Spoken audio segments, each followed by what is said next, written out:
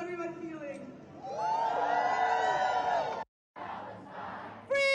Free Palestine! Free Palestine! Palestine! Free Palestine! Free Palestine! Free Palestine! Free Palestine! From the river to the sea! From the river to the sea! Palestine will be free! Palestine will be free! From the river to the sea! From the river to the sea! Palestine will be free! Palestine will be free! Sea to the river! From the sea to the river! Palestine will live forever! Palestine will live forever! Free Palestine! Free Palestine! Free Palestine!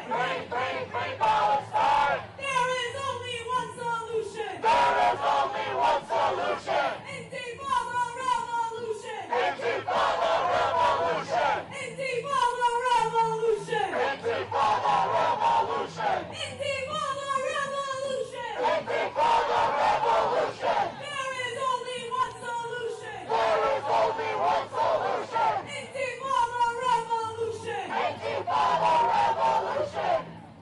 Resistance is justified! Resistance is justified! When people are occupied! When people are occupied! Resistance is justified! Resistance is justified! When people are colonized! When people are colonized! Resistance is justified! Resistance is justified! From Lebanon to Palestine! From Lebanon to Palestine! Resistance is justified! Resistance is justified! From Yemen to Palestine! From Yemen to Palestine! There is only one solution! There is only one solution! Intifada revolution! Intifada revolution! Free our prisoners, free them all! Free our prisoners, free them all! Break the chains and let them fall! Break the chains and let them fall! Free our prisoners, free them all! Free our prisoners, free them all! Break the chains and let them fall! Break the chains and let them fall! Break the chains and let them fall! Break the chains and let them fall! Free our prisoners, free them all! Free our prisoners, free them all! Break the chains and let them fall! Break the chains and let them fall! Free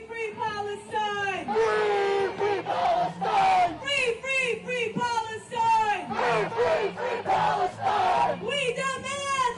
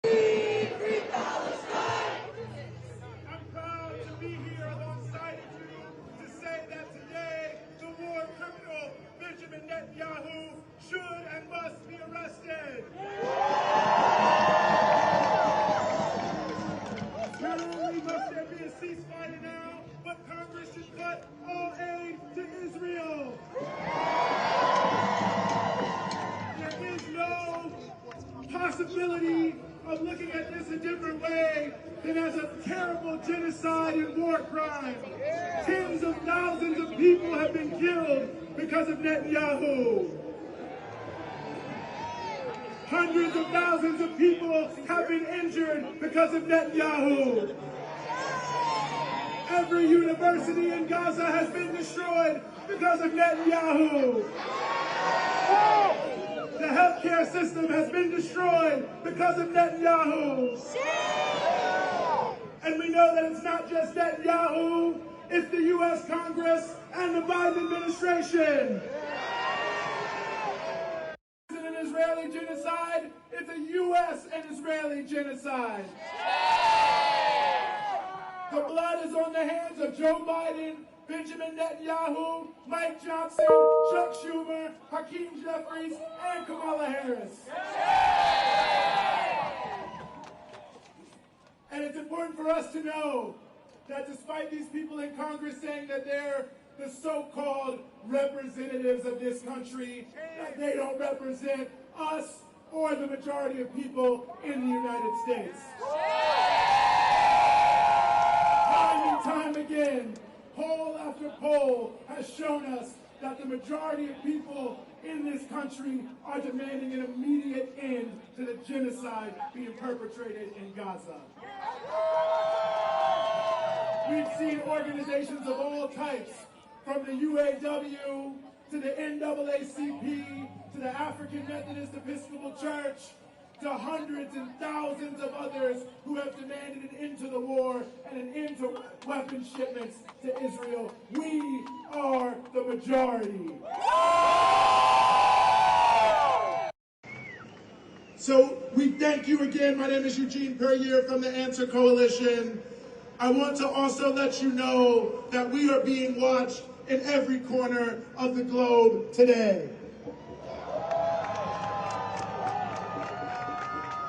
So we love your enthusiasm, but remember, if you have a big flag, to keep it a little bit off to the side of the press riser, because these are the cameras that are taking us to the people of the world who are also demanding an immediate end to the genocide in Gaza, an end to the occupation of Palestine.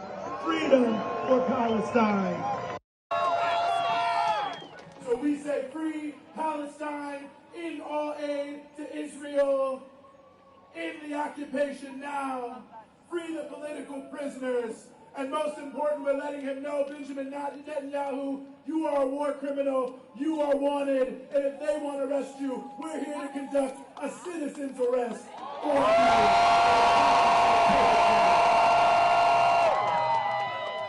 I'd like to bring to the stage now Rama Ali Kassad from the U.S.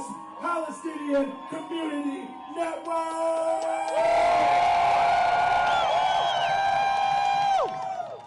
Washington, D.C. Are you ready? Yes! Ready? Yeah! Are you ready to reaffirm our commitment to Palestine? To reaffirm our commitment to liberation. Liberation! Ready?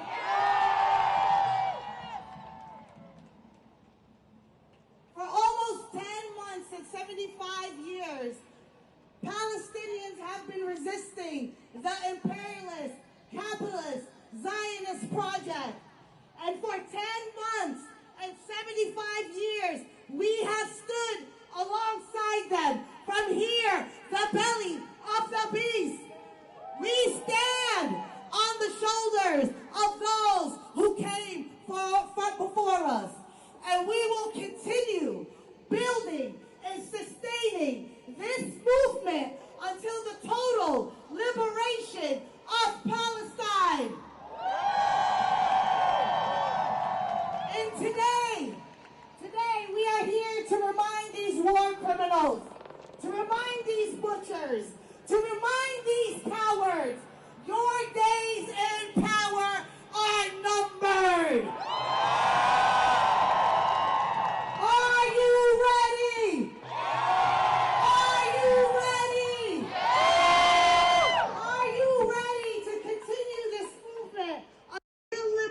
nation until the liberation of Palestine.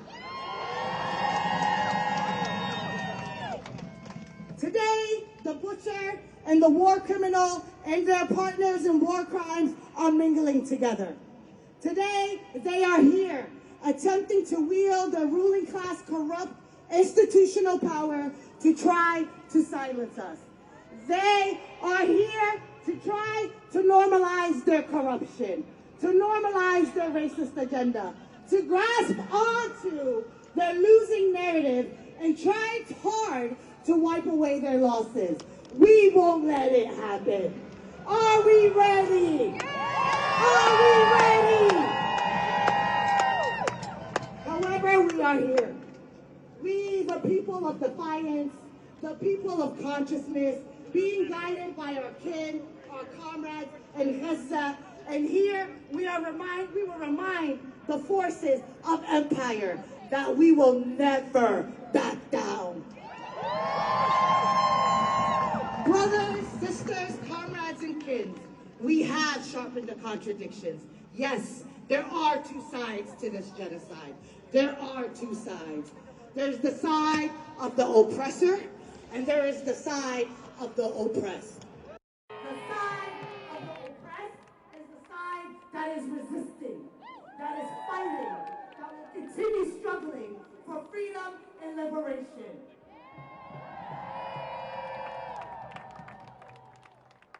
Fighting that will continue struggling for freedom and liberation. The ruling class has chosen their side. But guess what? We have chosen ours. Free, free Palestine! Free, free Palestine! Free, free Palestine! Free, free Palestine! From the river to the sea! From the river to the sea! From the river to the sea! From the river to the sea! Palestine will be free! Palestine will be free!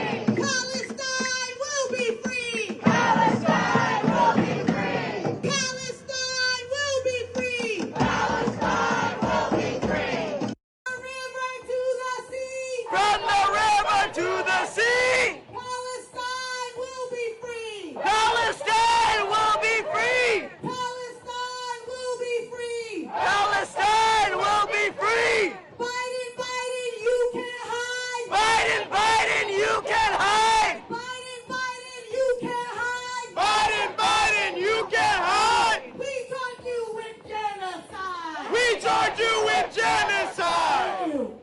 Woo! Woo! Aya Ziada.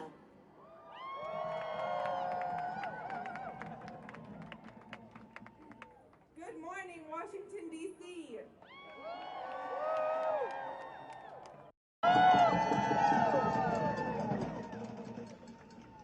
Good morning, Washington, D.C.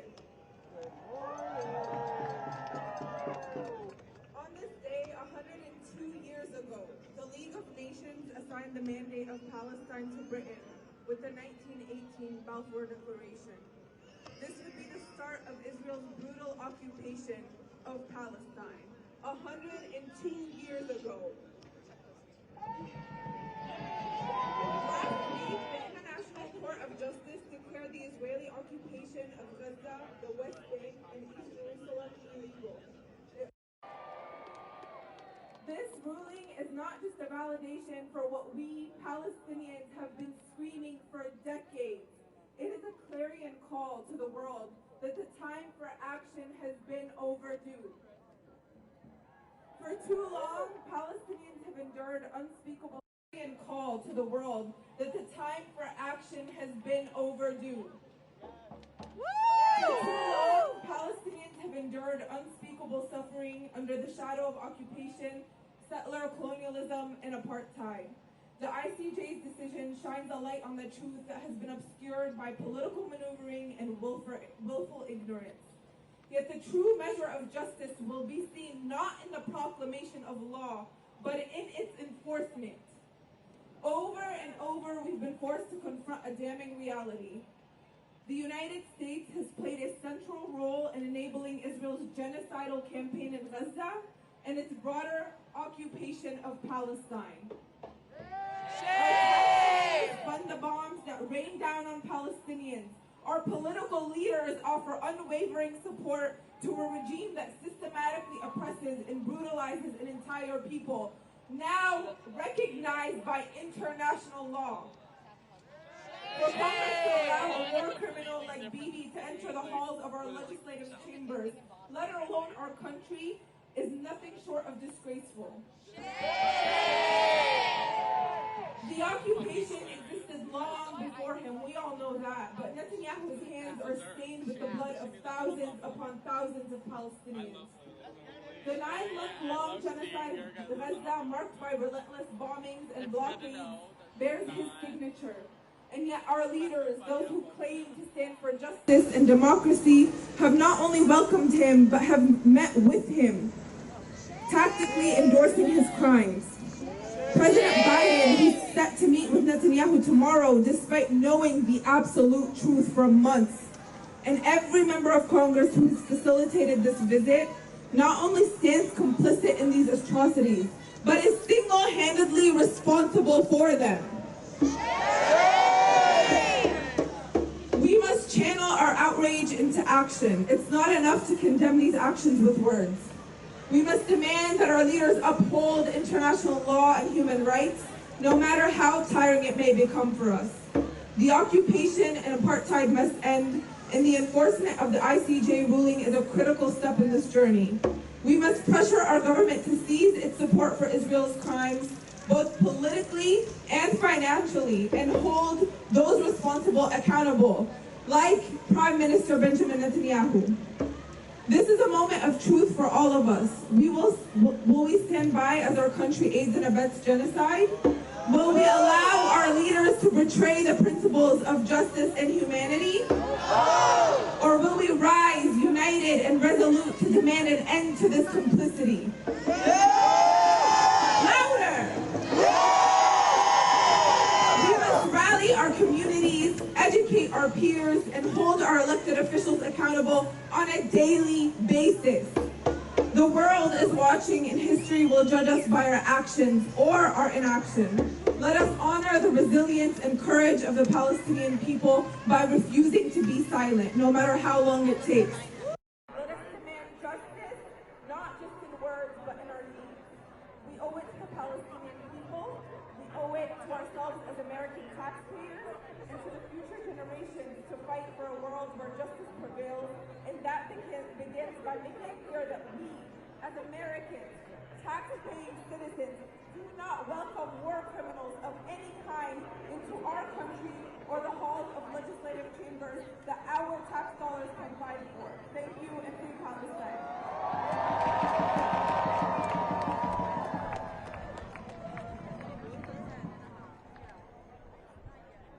Hello to everyone. How are we feeling?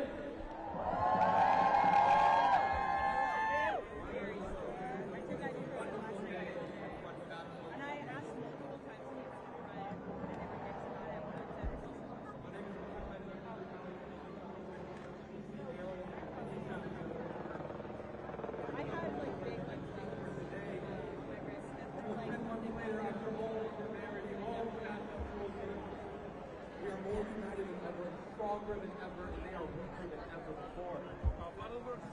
That's the truth. And we promise to the Netanyahu that we will not allow him one moment of peace. And I am so proud to announce a couple of actions so far. One, he and the Zionist delegation woke up in their meeting room at the Watergate. They woke up to maggots, bugs, and mealworms.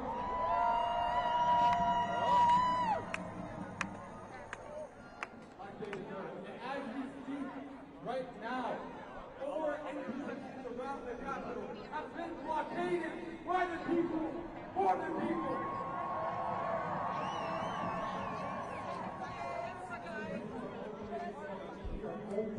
Getting started. Our next speaker today, from the Arab and Canadian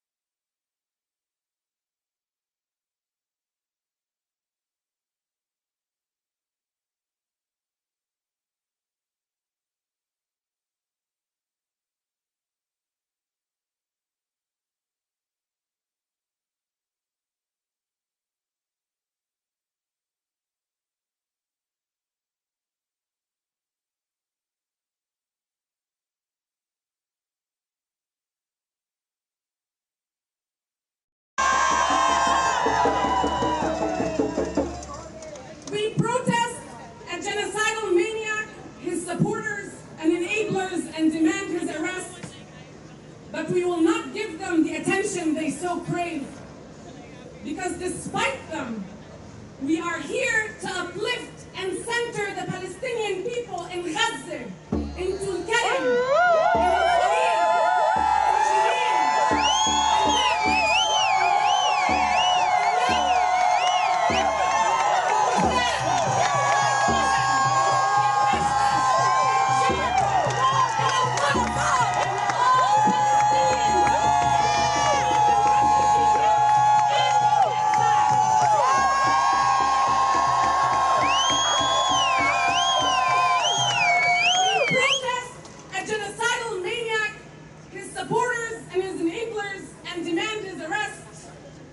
but we uplift the memory of Muhammad Bad, whose last words were, "Bas ya habibi," while being mauled by an Israeli army dog and then left to bleed to death.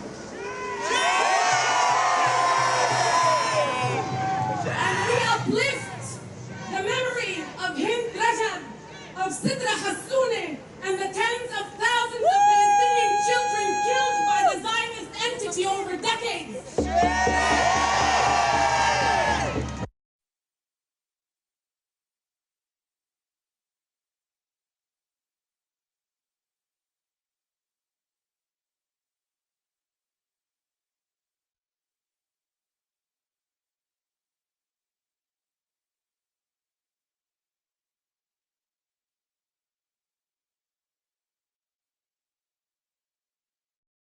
And genocide.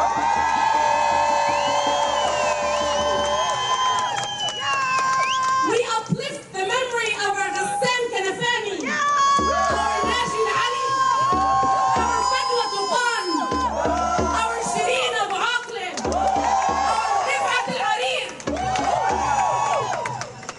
We protest a genocidal maniac, his supporters and his enablers, and demand his arrest.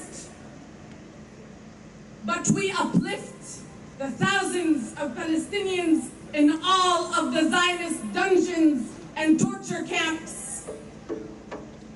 Let's make sure they hear us when we say, we don't ask permission to end genocide. We demand it. We don't ask for permission to end apartheid. We don't ask for permission to return to our homeland. We don't ask for permission to free Palestine. Because liberation is a right, not a gift. Together we will not be denied. We will not back down. We will not be defeated. We will not surrender. We will not submit. Let's stay focused. Let's remember that Palestine unites us. Lastly, look around you. Each and every one of you is part of a just and historic movement. And it's called a movement because it can't be stagnant. It has to continue. Take care of yourselves and each other, because togetherness and justice is more powerful than any of their weapons. So while we are here powerfully together, let's remember and let them hear us in Gaza, in Palestine, and in every room and chamber in Congress when we say, free, free Palestine! Free, free Palestine! Free, free Palestine! Free, free Palestine!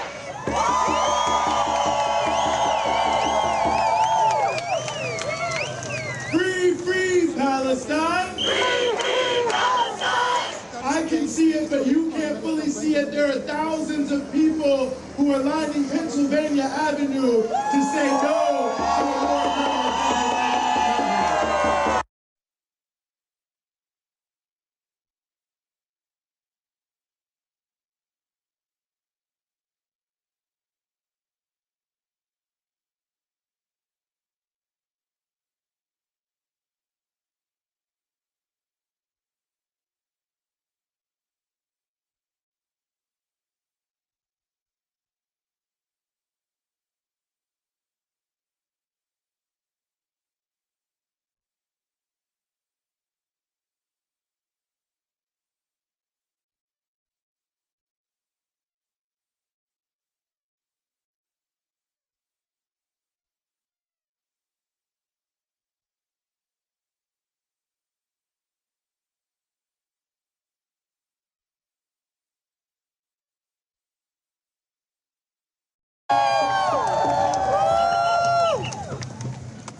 morning, good morning. We're so grateful to be here with you. We organized 9 busloads of believers of many faiths to be here today to stand with you. To stand with you against death and to proclaim life. To stand against destruction and proclaim peace. To stand against the United States Congress welcoming Benjamin Netanyahu and to proclaim there is another way. Shame. Shame. Shame. There is no place in this land of the free and home of the brave for a war criminal to speak to the most powerful people in our nation. There is no place for Netanyahu, for whom the International Criminal Court issued an arrest warrant to address Congress and beseech our government for our tax dollars to add to a death toll already exceeding 40,000 human lives. Shame! Evil swept the land we call holy on October 7th, and evil continues to sweep the land. But let's be clear, beloveds, when we fight evil with evil, evil wins. Crimes against humanity are not welcome in these United States. Benjamin Netanyahu and his death-dealing policies are not welcome in these United States. And we have gathered from all over the country to say we stand against giving legitimacy and a platform for Bibi to address our United States Congress. As followers of Jesus Christ, the Riverside Church grounds our justice belief in an understanding that all people are made in the image of a loving God, regardless of how they name God or if they name God at all. We refuse to pick one baby over another baby. We refuse to pick one grandpa over another grandpa. We condemn Islamophobia. We condemn anti-Semitism in all their hateful manifestations. We honor life, and we mourn all those killed in this ongoing brutality. I offer these words today for the freedom of our siblings in the Holy Land, as well as for our own freedom. In the words of Angela Davis, if Palestine can be free, then we all can be free. The Riverside Church in the city of New York calls for the release of all hostages, calls for the release of all prisoners being held in Israel without cause, calls for an immediate and adequate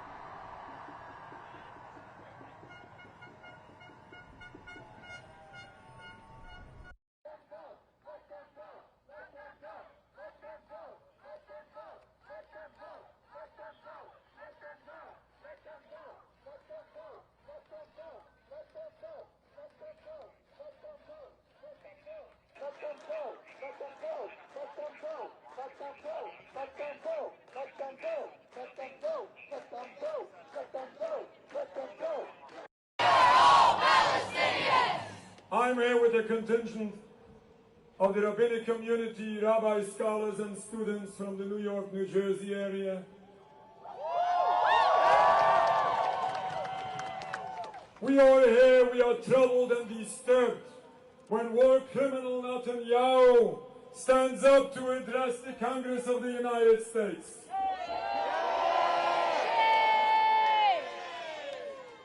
He comes here supposedly representing all Jews and claiming that the Jewish religion supposedly condones his movement and the actions it carries out.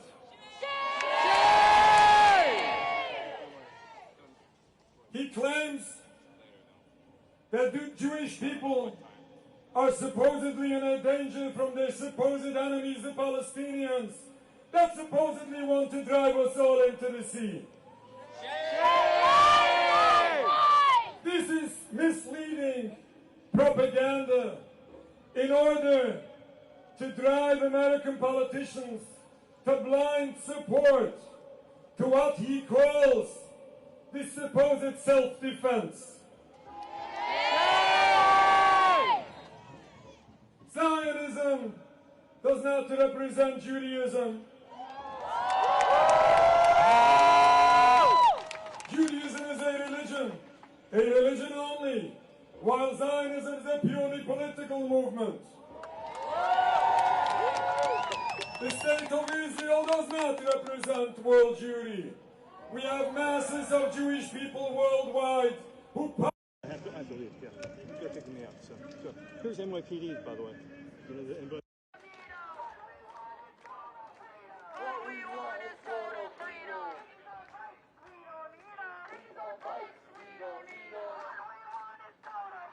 What we want is total freedom.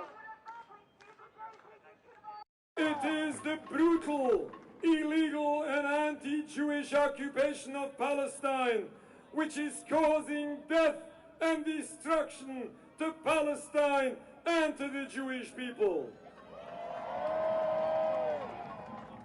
According to death and destruction to Palestine and to the Jewish people.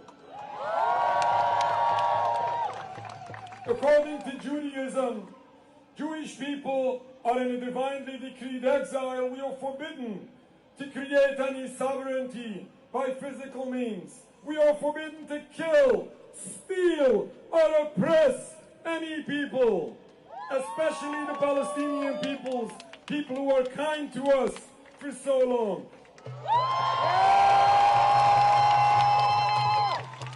We condemn the movement of Zionism. We condemn Netanyahu when we say, your blood is covered, your hands are covered in blood. If we truly want to see a better future, we must understand and realize what is the root cause to the problem. It is the occupation of Palestine which is destroying everyone involved. Certainly we need a permanent ceasefire, but a ceasefire is way not enough.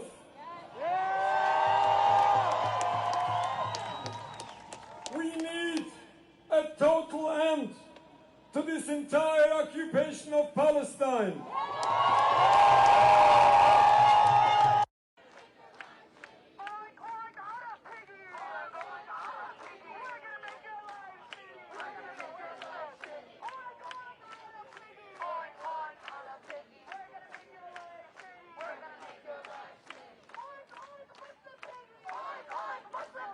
For Rabbi Feldman, please.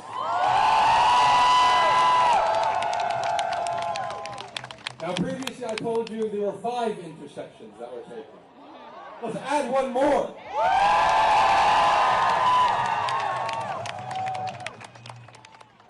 The intersection that has been claimed, the 6th intersection that has been claimed by the people, in the name of Palestine and against the war criminals, Constitution and 10th. Let's keep the energy up for our comrades putting themselves on the line, for our people in Gaza, and to let everyone inside that cursed building know what we're about.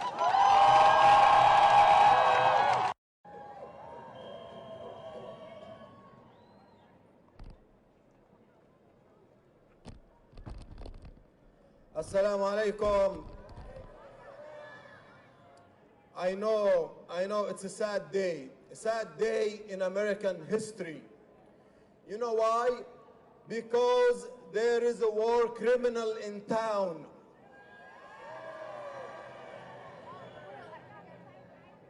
They call him a prime minister, but what do we call him? A criminal.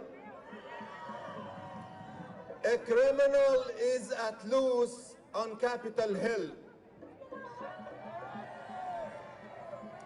Shame on our Congress, on the leadership. Instead of getting his testimony today, he should be delivered to The Hague to give his testimony about his war crimes over there.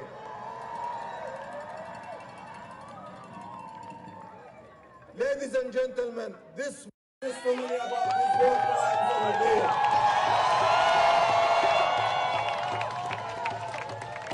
Ladies and gentlemen, this war criminal Netanyahu has a long history of crimes against humanity, has a long history of manipulating our own government and exploiting America's generosity.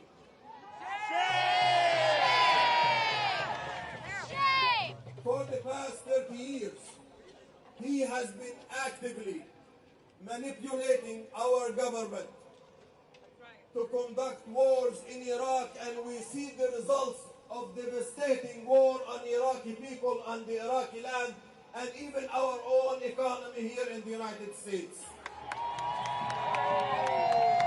And now, today, in a few hours, he will deliver a blistering, manipulative, deceptive speech to crack down more on the Palestinian people and destroying them, destroying their lives, their properties, and their own future state. Not only that, he will work hard on his speech to manipulate our government to conduct a war with Iran. This war criminal has said in many speeches, and I paraphrase, he believes that the American people are stupid and they can be manipulated and can be directed the way he wants it. Are the American people stupid? We are not stupid. We have exposed his deceptive tactics. We have exposed his criminality. He is a danger to the region, even to the Israeli people themselves, and he is a danger to American national interests and to the world's security and safety. Today, we applaud members of Congress who could have been in the House of People, applauding a war criminal. If the Vice President, Kamala Harris, found a way to skip the criminal's speech, what about those people who are planning to go there? Shame on them. Brothers and sisters, as I conclude, protesting like this and protests are magnificent. Brothers and sisters, as I conclude, protesting like this and protests are magnificent. We are voicing our opinion, and we are showing that the American public will never ever be fooled again by Netanyahu and his extremist government. However, I have to challenge you today. Are you willing to be challenged? In addition to this showing, a powerful showing, the U.S. media, international media is here witnessing your power, your voice, your advocacy, standing up for justice for everyone, including for the Palestinian people. You are here with your energy, but I challenge you today to thank those who skipped the criminal speech today. I challenge you to call those people who applauded his speech and invited him to protest their hypocrisy, and normalization of criminal war and the devastating war against the Palestinian people. Was able to sideline President Biden, and we have to continue. We have to continue to put up our demands for ceasefire, for ending the U.S. military aid to Israel. We have to continue to put up our demands for ceasefire, for ending the U.S. military aid to Israel, for the U.S. complicity in these war crimes, and for the U.S. to commit to rebuild Gaza and work for a peace process that will lead to the creation of the Palestinian state on their own homeland. I, as a Palestinian, I thank you all for being upright, for being courageous, for speaking up truth to power when it is difficult, especially for our brothers and sisters from the Jewish community, students, and everybody from every background. Thank you all for being the hope for the Palestinian people and for rising up to wake up America from its delusion. Thank you.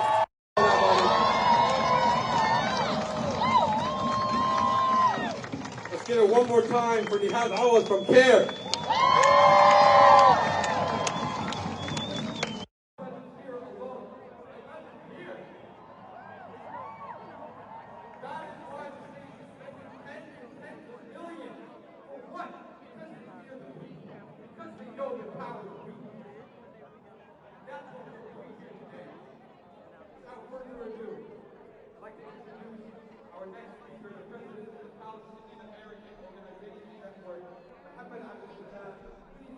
Without further ado, I'd like to introduce our next speaker, the president of the Palestinian American Organizations Network, Mohammed Abdel Salam. Please give it up for him as he comes on stage.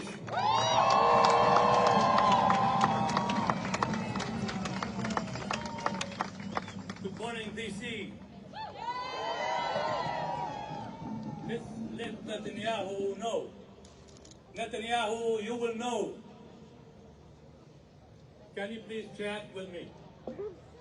Netanyahu, you will see. Netanyahu, you will see. Palestine will be free. Palestine will be free. Netanyahu, you will see. Netanyahu, you will see. Palestine will be free. Palestine will be free.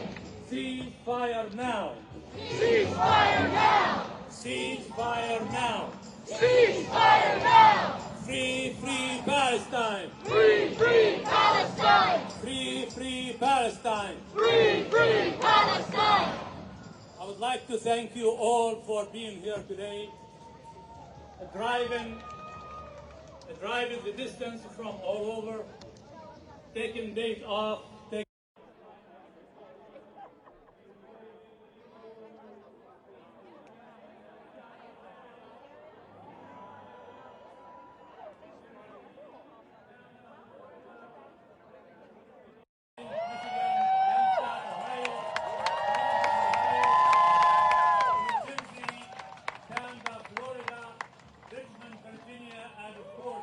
Washington, D.C. area.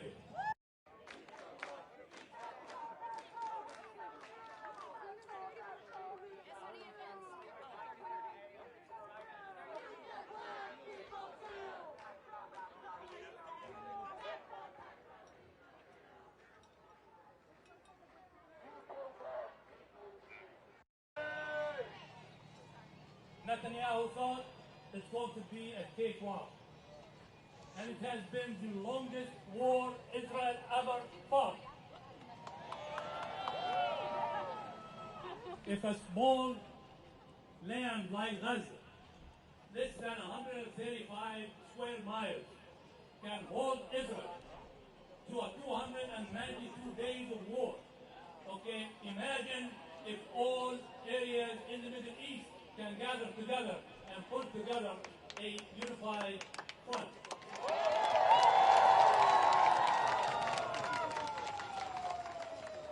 To date, this genocide war has claimed almost 40,000 lives.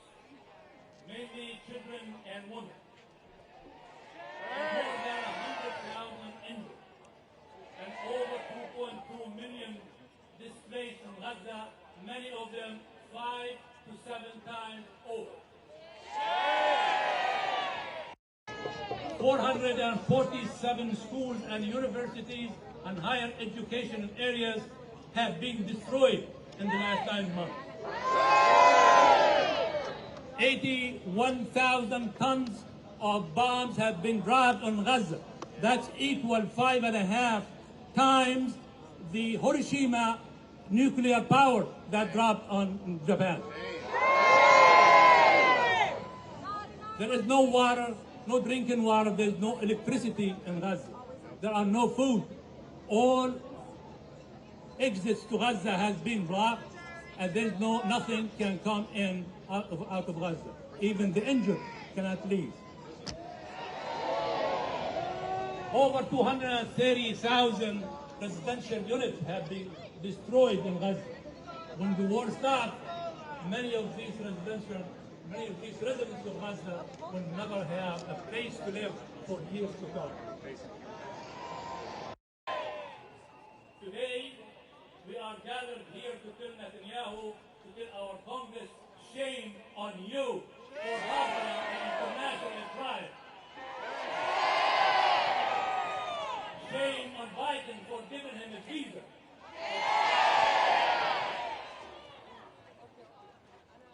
Netanyahu's visit to the United States is to get an approval for the prolonged war and probably to open the northern front with Hezbollah. And he is going to prolong the war in Gaza till Trump will be elected, if he is elected in January, so Trump can give him permission to take an attack on Iran.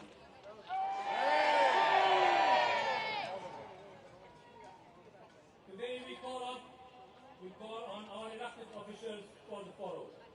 1, demand an immediate and unconditional ceasefire. Hold all arms sales and military aid to Israel. Support an international investigation into war crimes and hold the responsible accountable. Open all crossings into Gaza to allow the flow of humanitarian aid. And recognize the state of Palestine and support the Palestinian people's rights to self-determination.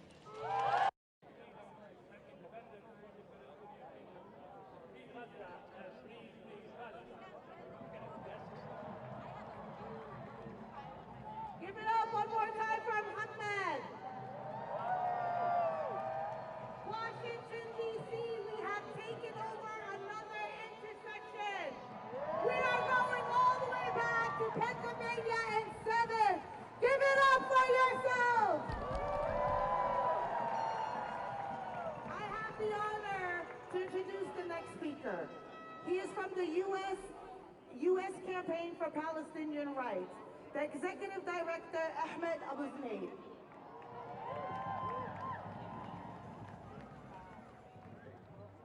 What's up, my people? I'm here to represent the U.S. Campaign for Palestinian Rights, an organization dedicated to ending all U.S. military aid to the colonial state of Israel. And today, July 24th, 2024, we are here to arrest a war criminal. Almost a full year of active genocide live before our eyes. But Palestinians are not sacrificial lambs. We are fighting for our freedom. Palestinians are not sacrificial lambs. We are fighting for our freedom. We are fighting for our land. For our rights. We are fighting for our stolen past, but most especially for our liberated future.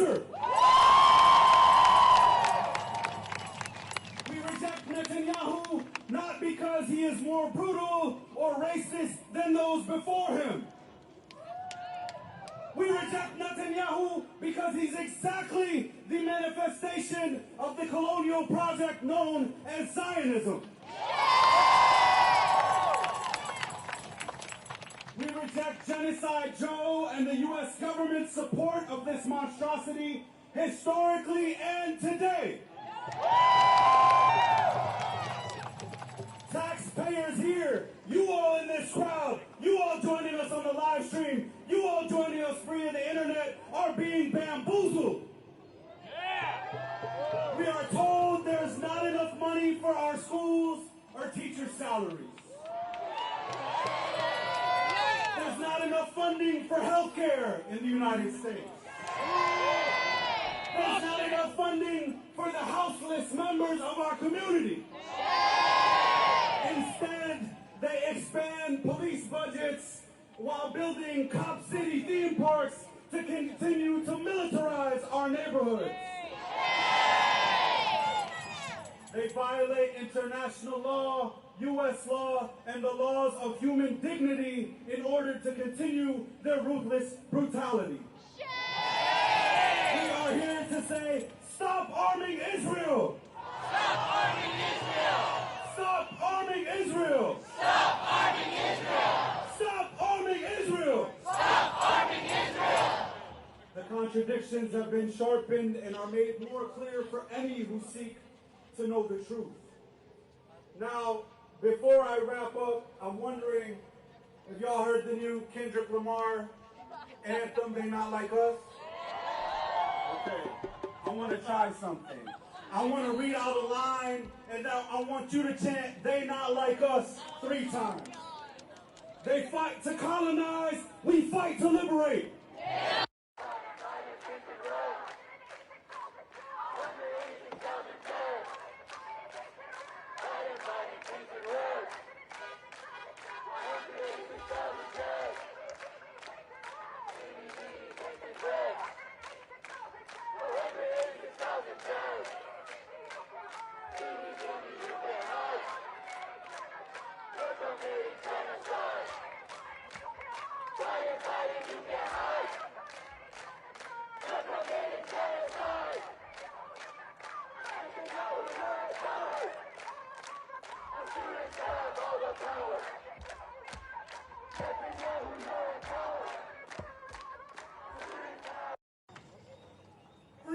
Free Palestine! Free Palestine! You know, anytime you see the war criminals in Congress, anytime they have their hearings at their hotels, at their homes, all around the United States, you always see one other organization that refuses to allow these war criminals to walk the streets and not be held accountable, and that is Code Pink. And just so you know, they were there this morning when Mr. Netanyahu left his hotel so that he would know the people are not going to allow him to be in Washington, D.C. without us coming out everywhere he is, saying stop the genocide and end all U.S. aid to Israel. So please, if you can, give a warm welcome to Chris from Code Pink!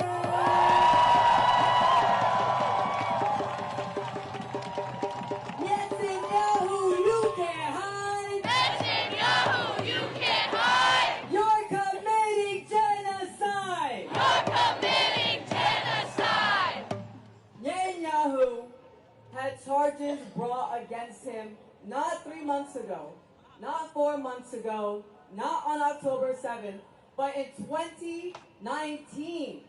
He had charges brought against him. This is not a year-long conflict. This is not a 6-month, 8-month. This is decades. This is generations of genocide against the Palestinian people. Shame. This is not the first time that this country has tried to legitimize war criminals, legitimize war crimes at the expense of the American people.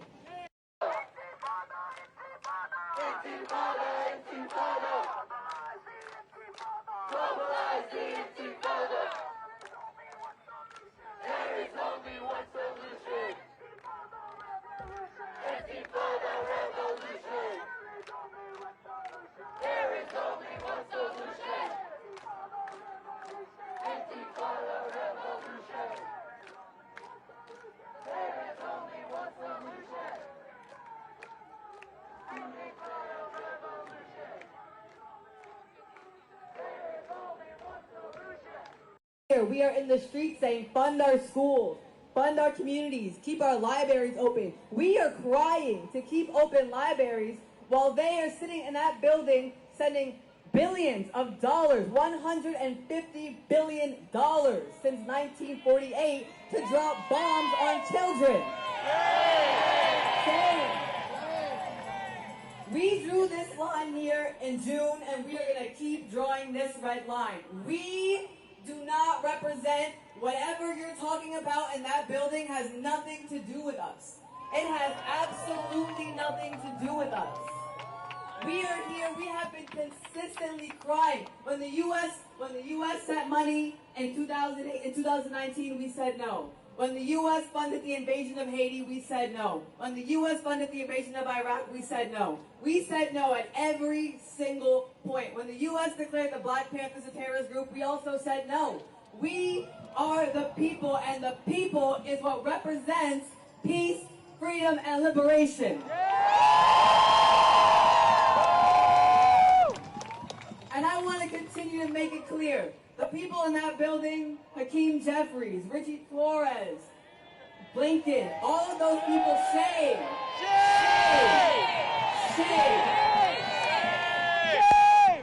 But to specifically the elected officials who continue to run off of the backs of the progressive working class movement, who turn their backs to us and accept war criminals, who are murdering people who look just like me and you, who continue to fund cop cities to arrest people who look just like me and you, who continue to train the NYPD in Israel to arrest black and brown people who look just like me and you do. We say no.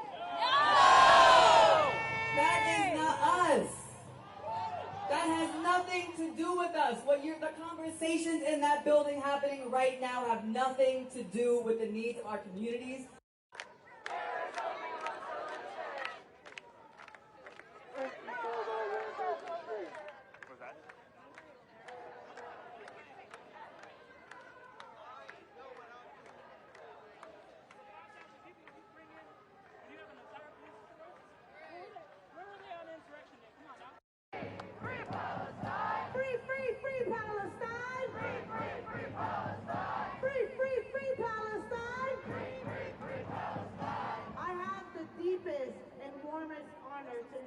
Our next speaker. This is from Gaza, who is a plaintiff in the case, the first case of its kind, with our comrades from the Center of Constitutional Rights, sued Biden. Who is a plaintiff in the case, the first case of its kind, with our comrades from the Center of Constitutional Rights, sued Biden, sued Austin, sued Blinken for genocide. Here with his family joining, and we will hear from it. Give him a hand, one real loud hand.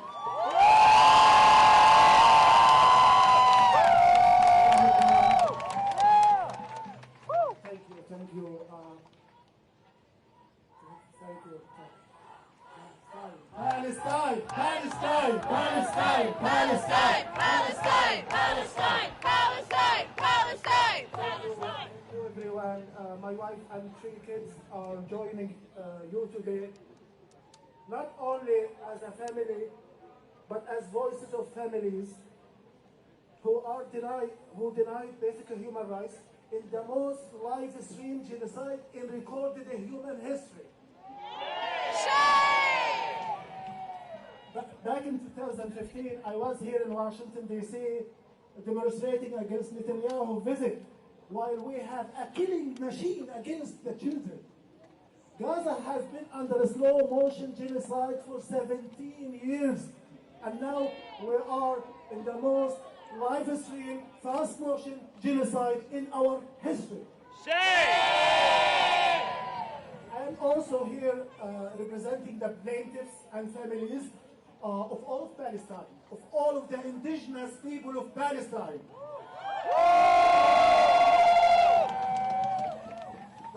The families of victims who were murdered without compunction, without remorse, without contrition, who've been murdered in a live stream. Everyone can see our our struggle.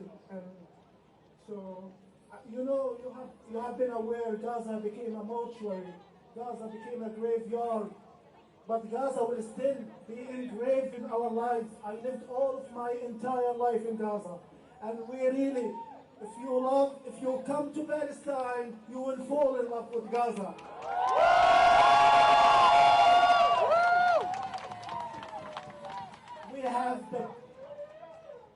We have the beautiful beach. We have the generous mother that I couldn't talk with her for the last 200 days. All of my aunts are really spread all over Gaza, internally displaced for time and time again.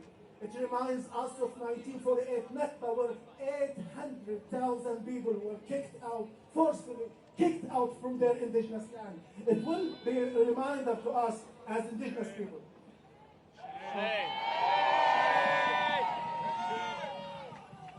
So that's why I feel it is the deepest honor of my life to be a plaintiff of the genocide case against Biden, Austin, and Blinken for aiding and abetting genocide and fomenting genocide. Remember the first day.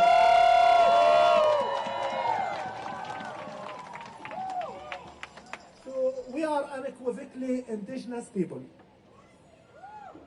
We are unequivocally, unapologetically indigenous people fighting to live in our own land.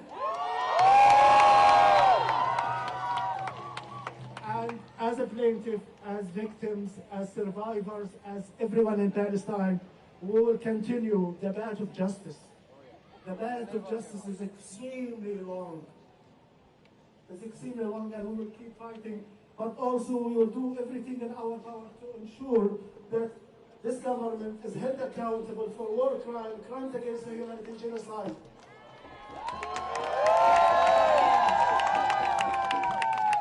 Good news, while we are seeking arrest warrant against Netanyahu, a few days ago, the Center for Constitutional Rights, hats off to the Center for Constitutional Rights for standing up for Palestine. The Center for Constitutional Rights has written to the Department of Justice, calling upon them to open an investigation into Netanyahu for war crimes and genocide while he's here. So, again, I am sending much love. We are immensely proud of our friends and supporters around the world who refuse to stand idly by and to be passive bystanders, but to be in the right side of history when you are supporting the indigenous Palestinian people and their right to self-determination, freedom, and liberation from the heinous crimes and the heinous occupation.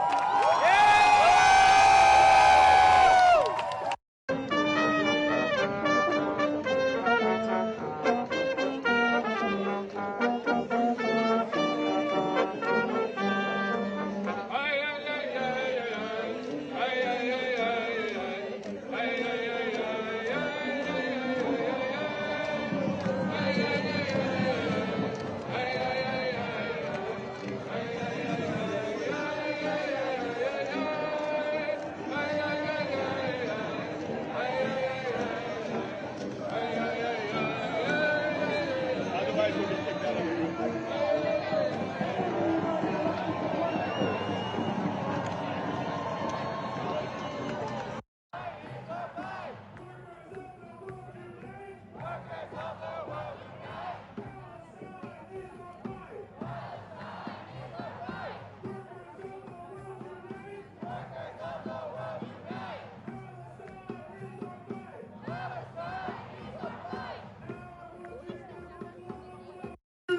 Workers of the world unite! Palestine is our fight! Palestine is our fight! Now I want you to give a warm welcome to the President of the American Postal Workers Union, Mark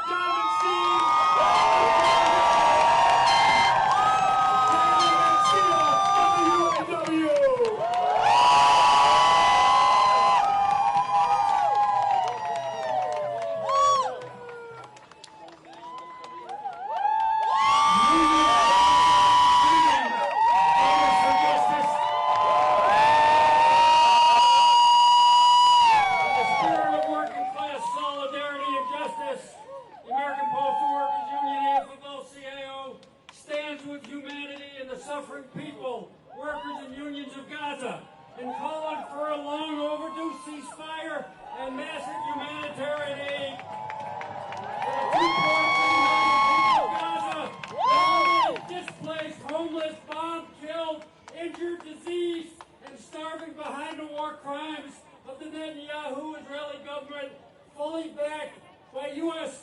military aid. Just last week in our convention, we voted, quote, we called on the U.S. government to halt all military aid to the Israeli government and to stop using our tax dollars for more war. End of quote. The billionaire class and the corporations never pay their fair share of taxes, if at all. But workers do. And our tax dollars should never be used to bomb, maim, and kill innocent children, women, and men of Gaza, nor to enrich the U.S. military-industrial complex.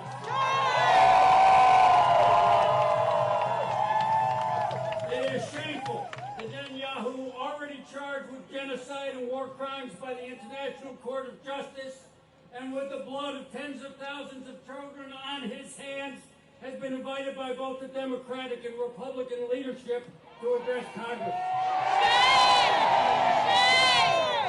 This is but another bipartisan green light, along with billions more of military aid, to continue the carnage and brutality, and is increasing the very real danger of a wider war. The American Postal Workers Union is proud to have joined with other national unions, including the United Auto Workers,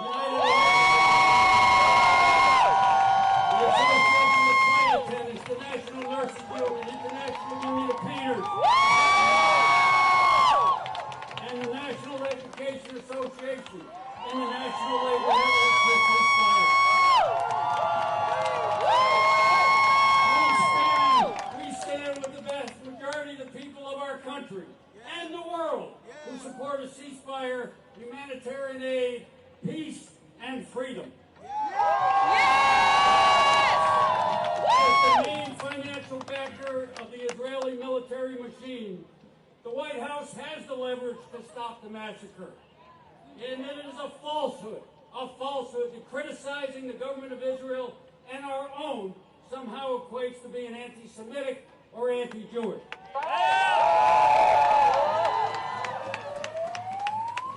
As we are doing today, let us carry on with ever more urgency, increasing the pressure to compel our government to save lives by refusing to supply another bomb. It's great to be here standing shoulder to shoulder with all of you. Solidarity forever.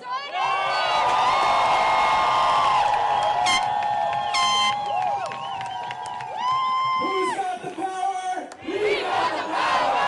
What kind of power? People power! Who's got the power? We got the power! What kind of power? People power! That's right, union power now, right? Yeah! Who's got the power? We got the power! What kind of power? Union power! I want to thank Mark Dimmonstein and the postal workers for their leadership on calling for an immediate and permanent ceasefire in Gaza. Without the leadership of the postal workers and Mark and the UE and so many other unions, unions such as ours, the International UAW, would not be here today. We also would not be here today if it wasn't for the work of so many people behind me, the rank and file workers of our union. Why is a ceasefire and an end to arms shipments to Israel a labor issue? I'll tell you why. Because auto workers in Dearborn, Michigan have been personally affected by this issue and have demanded that their union and their government stop funding a genocide. Because academic workers all across the country in countless campuses in almost every state of this country have been protesting for their literal right of free speech to call on their universities to divest and to be held accountable. Our members were part of that movement and will continue to be part of that movement. We are also here because public defenders, UAW members in New York City, have been targeted by our government for calling for a ceasefire. So don't tell me this isn't a labor issue when our very own government is coming after labor unions for standing with the people of Palestine. Labor unions are one of the only democratic institutions we've got in this country. We hold our government, we hold our nation accountable. We hold the billionaires and the millionaires accountable. So if we want to continue building power for working people in this country, if we want to continue to have pro-labor administrations, we call on our government and anyone vying for office to stand for a ceasefire now. Solidarity for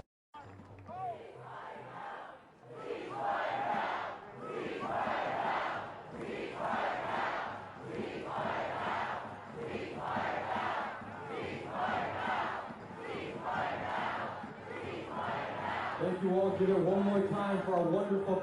Ceasefire now! Ceasefire now! Ceasefire now! Ceasefire now! Thank you all. So an update on the blockades. As the police move in, like water, our comrades leave and reassemble somewhere else. Wherever the motorcade goes, the people are there to stop it. Wherever it burns, our people are there to face it. No matter where you go, BB, the people are in your face. Where you sleep, we're in your head. We're in your nightmares.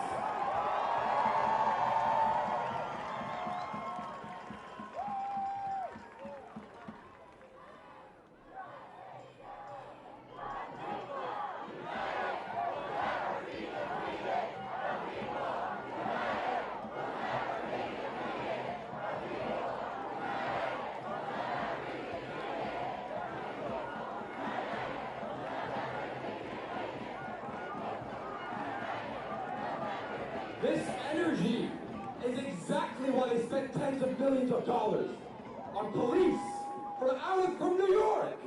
Because of this energy right here and the unity we show. Let's keep the energy up and bring a warm New York. Because of this energy right here and the unity you show. Get closer to the route. Let's keep the energy up and bring a warm welcome to our next speaker from the Party for Socialism and Liberation, Claudia de la Cruz. The power! We the masses have the power! 1, 2, 3, 4! Occupation no more! 5, 6, 7, 8! That's how we will liberate! That's how we will liberate! That's how we will liberate! 1, 2, 3, 4! Not a conflict, not a war!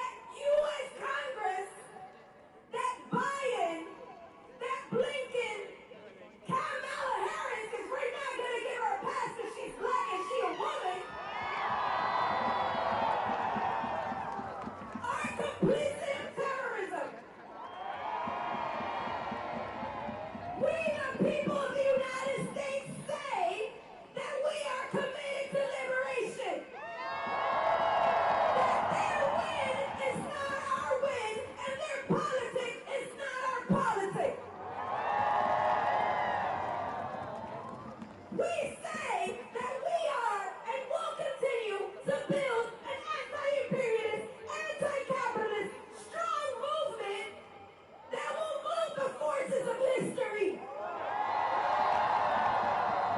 Because it is the people in organized struggle that bring about change, not these sellout career politicians. So I'll leave you with this. Gaza will free us all. Gaza will free us all. Gaza has freed us all. Gaza has freed us all. Free, free Palestine. Free, free Palestine. Long live Palestine. Long live Palestine.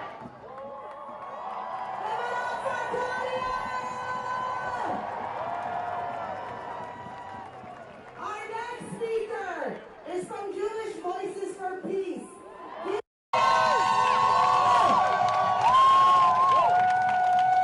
Our next speaker is from Jewish Voices for Peace. Give it for Rabbi Esther Azar.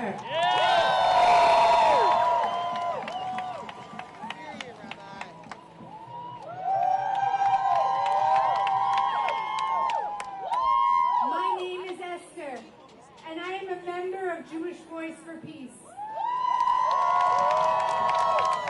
And I'm here on behalf of hundreds of thousands of Jews who stand in full and deep solidarity with our Palestinian siblings struggling for liberation. But these days, my voice feels inadequate. I am a Jew, I am a rabbi, I am an Arab, and my words feel hollow. The Arabic word haram means forbidden, and it is used when a behavior or an action will cause harm to another. This is the word that repeats in my head every day. We stand 9 months and 76 years into a genocide. Haram! Haram! And those in power are gaslighting us, calling for a ceasefire while shipping 2,000-pound bombs. Haram! Others vote against the possibility of a Palestinian state. Haram! Haram! They speak of peace while funding apartheid. Haram! While prisoners are tortured and children are being mauled by dogs. Haram! I don't know much, but I do know this is not what God wants. I hear Allah's tears outside my window.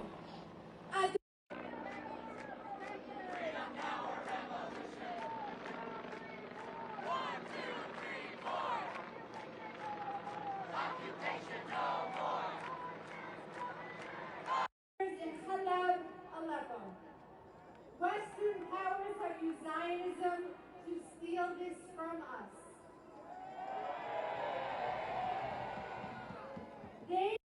Western powers have used Zionism to steal this from us.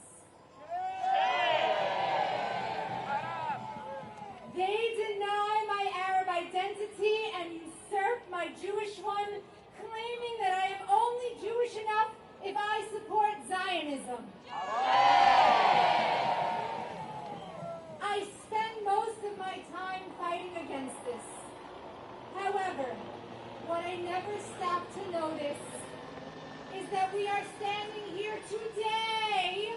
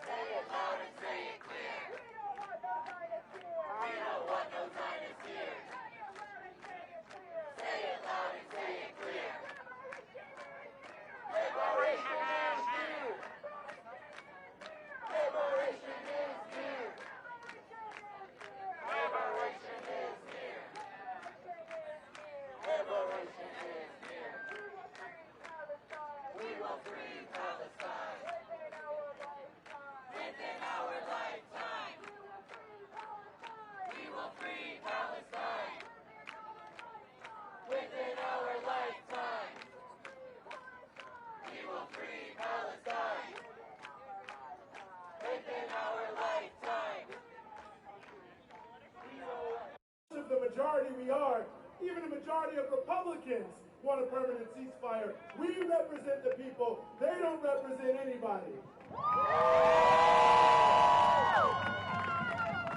Next, I want to bring to the stage a voice that has been strong against genocide since the genocide began. Give a warm, rousing welcome to Jill Stein.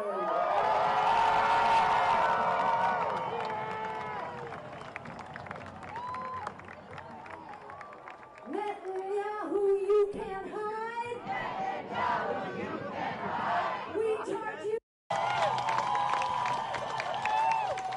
Netanyahu, you can't hide. Netanyahu, you can't hide. We charge you with genocide. We charge you with genocide. Congress, you can't hide. Congress, you can't hide. We charge you with genocide. We charge you with genocide. Not another nickel, not another dime. Not another nickel, not another dime. No more money for Israel's crime. No more money for Israel's crime. Free, free, free Palestine. Free, free, free Palestine. Free, free, free Palestine. Free, free, free Palestine. Free Palestine. Free Palestine.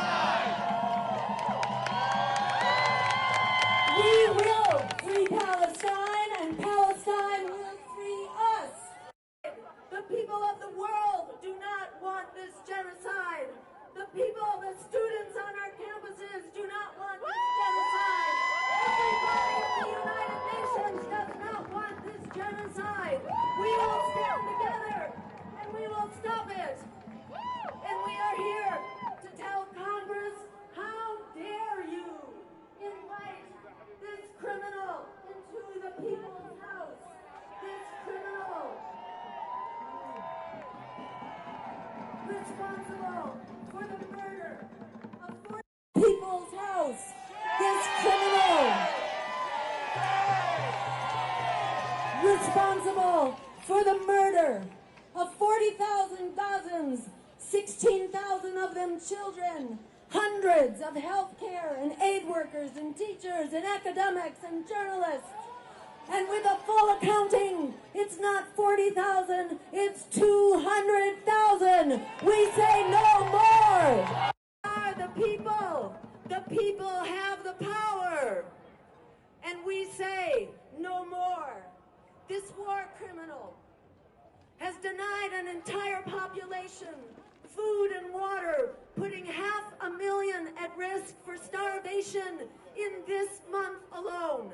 So we say, this is where it ends. We are standing up, and the tide is turning because we together are making it turn. We've seen the union standing up. We've seen Starbucks going down. We've seen the Port of Eilat just declare bankruptcy from blowback from this genocide. And we've seen 75 countries all around the world say it's time for Palestinian sovereignty and independence. We say no to the Zionist apartheid state. We will stand up and we will free Palestine together, all of us together. Thank you so much.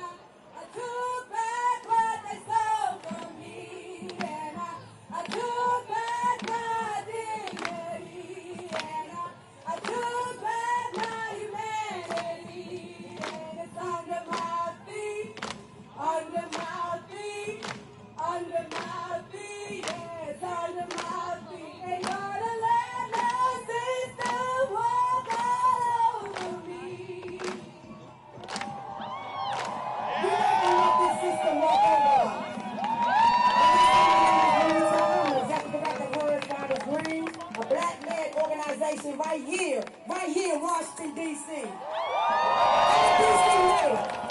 Welcome to my city. Today I stand before you brokenhearted with my sisters, Linda and Mimi, because our struggles intersect.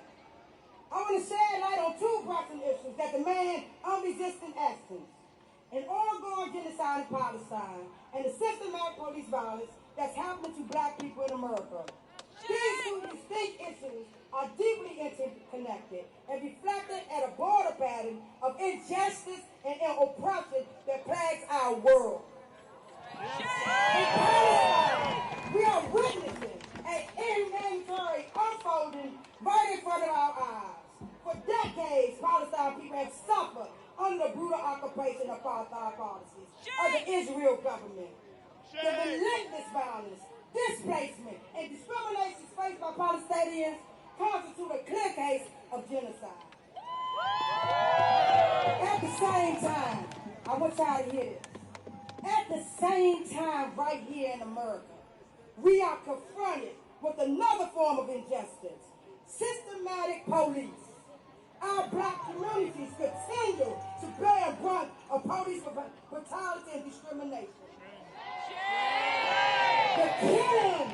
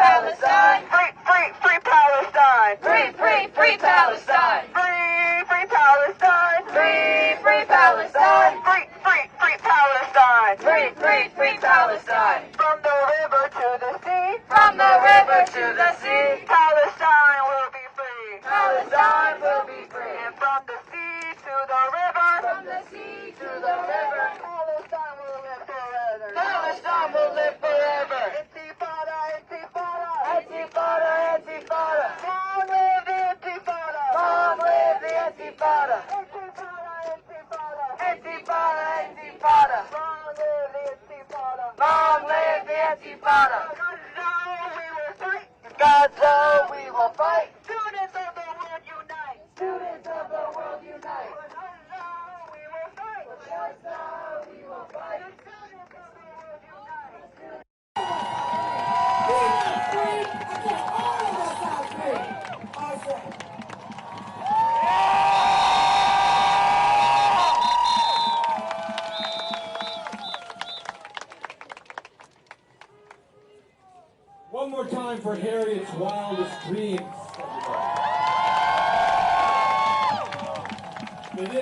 me a request. They want me to announce to you all when you have a moment. So up next, put your hands together. Let's give another warm welcome to Brian Becker, the National Director of the Answer Coalition.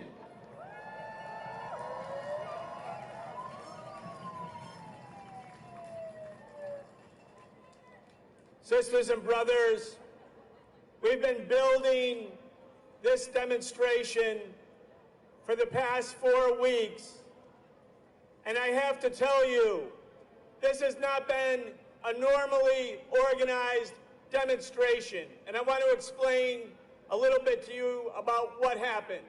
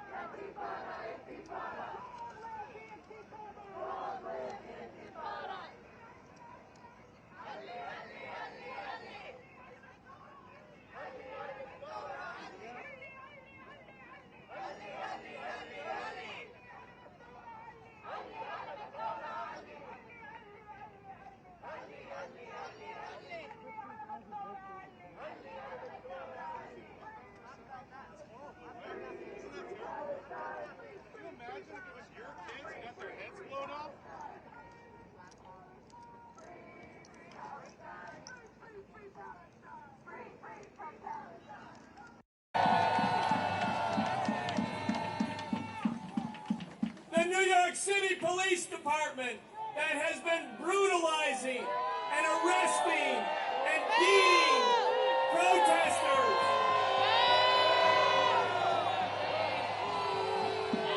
The New York City Police Department has sent 200 cops to Washington, D.C. to join in Fort Netanyahu because that's who they serve. They say the police motto in New York is serve and protect. Well, right now, they're serving and protecting a genocidal lunatic who's addressing both houses of Congress.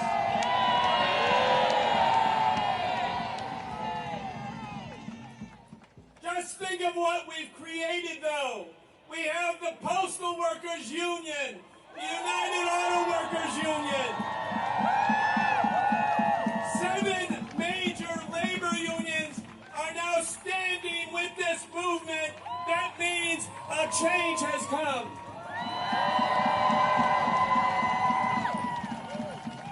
This is no longer the labor movement of George Meany when people said it was the AFL-CIA. We're going to have a new day in labor where the labor movement, workers, stand with all of those who are oppressed.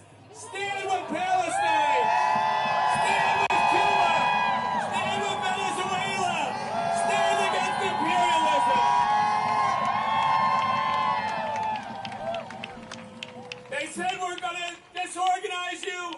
You won't march. When this rally ends, sisters and brothers, nothing they can do will stop us from assembling and marching because that's our right. Free Palestine! Give it up for Brian from Answer! Our next speaker is a special guest.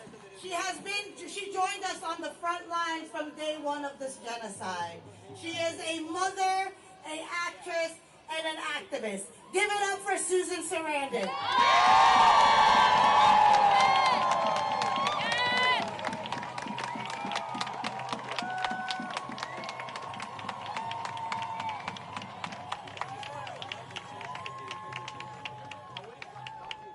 We are here today to reject the normalization of genocide.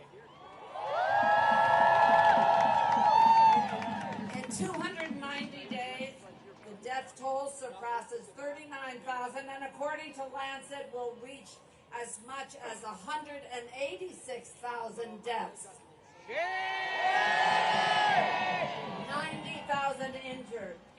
10,300 women killed, 15,700 children killed. This is not normal. Over 152 journalists killed. Over 152 journalists killed, and healthcare doctors 570. 676 injured. Never before have so many journalists been killed. In all the wars put together, 182. This is not normal. Damaged schools, 476. Mosques, 700. Churches, 3.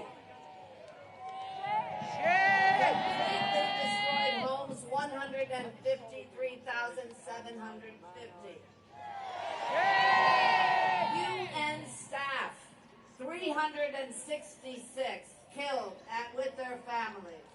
And you can say that this is a minimum in terms of approximation because of all the deaths due to starvation, bodies still under rubble, bodies complete. In a message to our brothers and sisters in Palestine, we see you. We see you. We hear you. We hear you. And we will raise your voices. Raise your voices.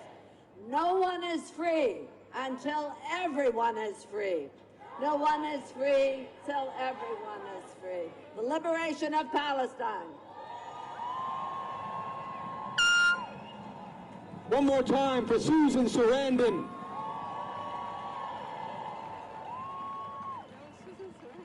I've just got word that they've moved to another intersection that's currently being blocked off on 10th Street. Give it up, everybody. It's going to keep going. It's going to keep going like we keep going.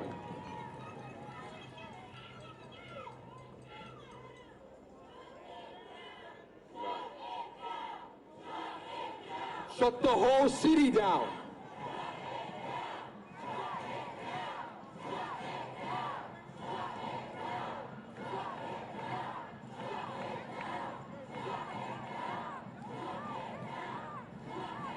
This energy in the middle of a weekday is exactly why we are going to win. No matter the weather, no matter the time of the week, no matter the obstacles, no matter the number of police officers they bring, we are going to win. No matter the weather, no matter the time of the week, no matter the obstacles, no matter the number of police officers they bring, none of it matters when we're united and we're in the streets together. So please give another warm welcome to Imam Suhaib Webb from Center, D.C.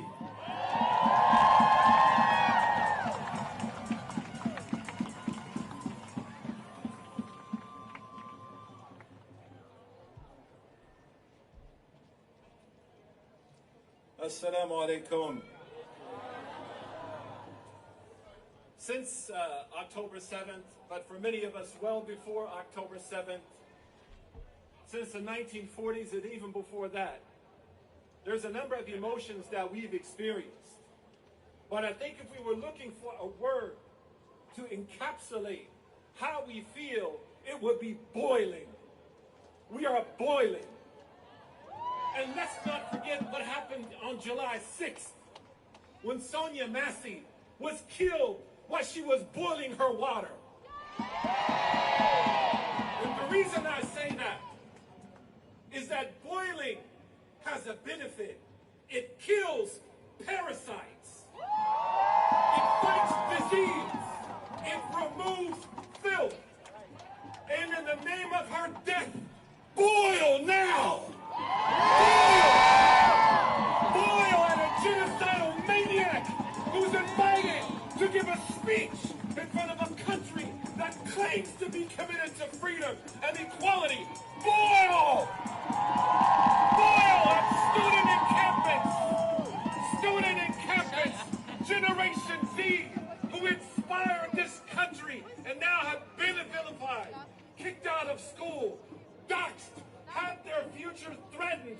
because they stood. Agitator. Take off the knob.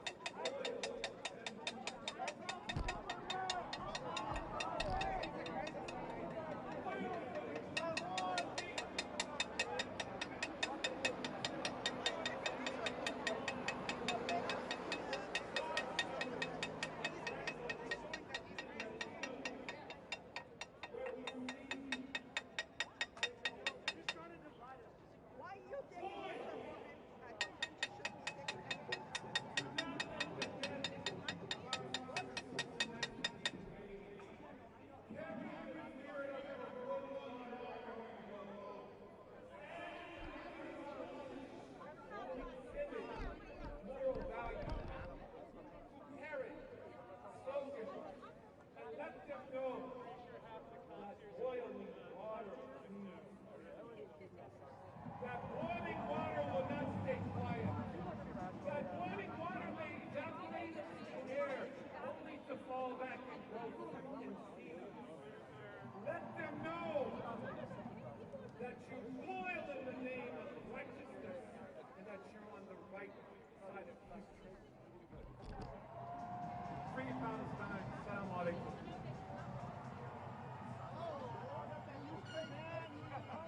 Give it up one more time for Iman Sahib. Woo! Our next speaker is all the way from the Bay Area, California. Give it up for Eva Seal from the Arab Resource and Organizing Center. Bay Area, where you at? California, where you at? Israel is a pariah state, fighting for its last breath as it destroys everything in its way, including its own dealers right here in the U.S. family.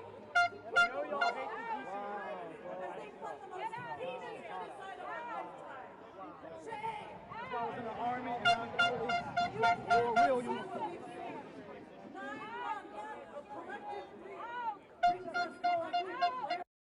Our resistance never stops. People are occupied. When people are occupied, resistance is justified. Resistance is justified. When people are occupied. When people are occupied, resistance is justified. Resistance is justified. From the belly of the beast. From the belly of the beast. Hands of the Middle East. Hands of the Middle East. From the belly of the beast. From the belly of the beast. Hands of the Middle East. Hands of the Middle East. There is only one solution. There is only one solution. Intifada revolution. Intifada revolution. There is only one solution. There is only one solution. Intifada revolution. Intifada revolution. Free, free Palestine. Free, free Palestine. Free, free, free Palestine. Free, free, free Palestine. Free, free Palestine. Free, free Palestine. Free, free, free Palestine. Free, free, free Palestine. من البيان البيان. من البيان البيان.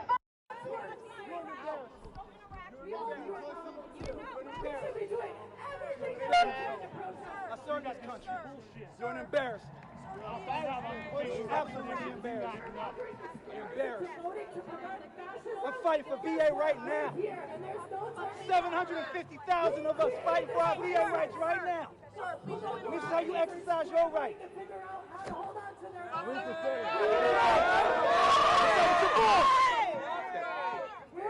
No activity. Protecting the Zionists, of course. I'm good. I'm good. I just want to see a coward in the face. Real shit. You would have never find me, please. You make a move. Find me. Find me. You make a move. You go in the street. Please. You make a move. You go in the street, brother. I'm moving. You go in the street, brother. I'm moving. How about be here without your body guard? Stand here without your body guard.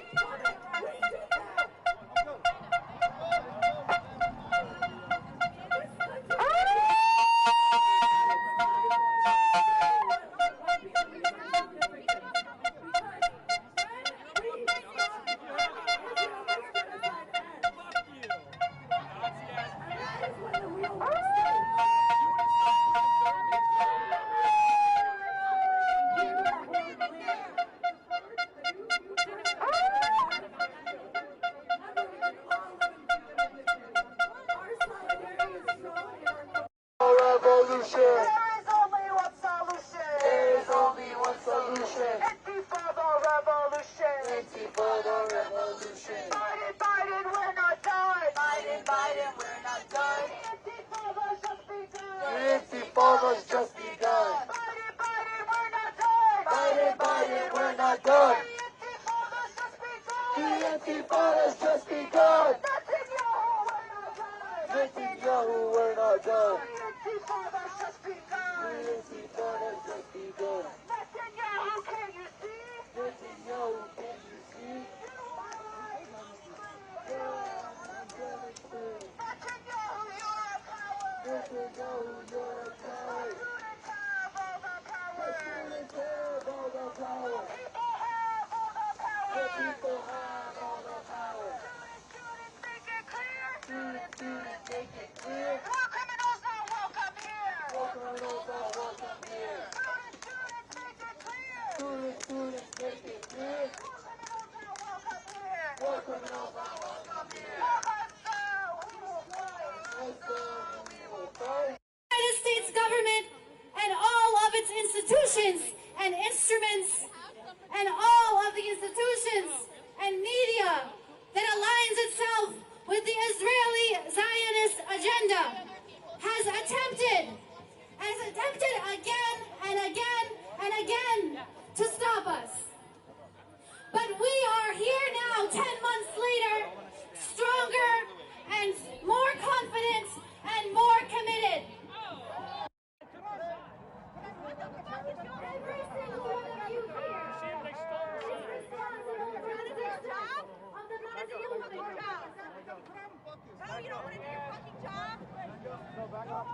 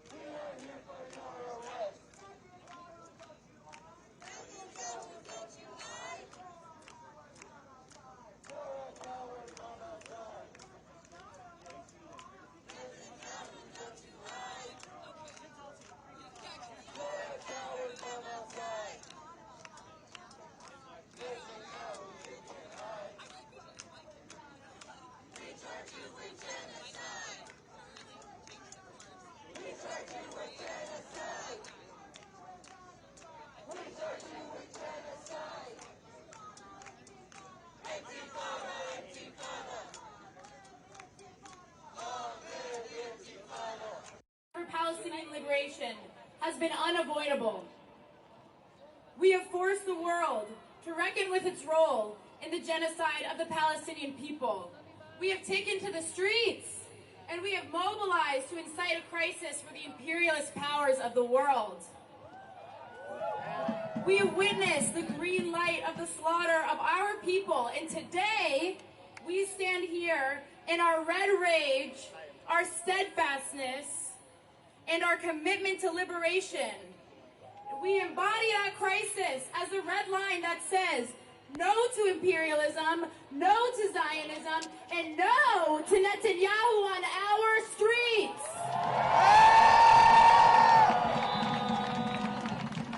As Palestinian feminists, we reject the weaponization of women's rights to justify another imperialist war. To the so-called feminists in Congress welcoming Netanyahu, we ask, what kind of feminist stands by as generations of oppressed people, of Palestinian oppressed people, are murdered, tortured, and sexually assaulted in the prisons that you fund? You are nothing but hypocrites. True feminism is the liberation of all oppressed people. There's no women's freedom without the liberation of Palestine. As revolutionaries, we say to the ruling class, you do not serve us, and we will never serve you. You have proven time and time again that your only alliance is with the Zionist project in your own capitalist interests. While your latest genocidal mouthpieces falter and stumble, our dedication to liberation is only fortified. As a people united, we say to the war criminal Netanyahu, we see through your false victimhood and deluded propaganda. Your visit is a symptom of your crumbling empire.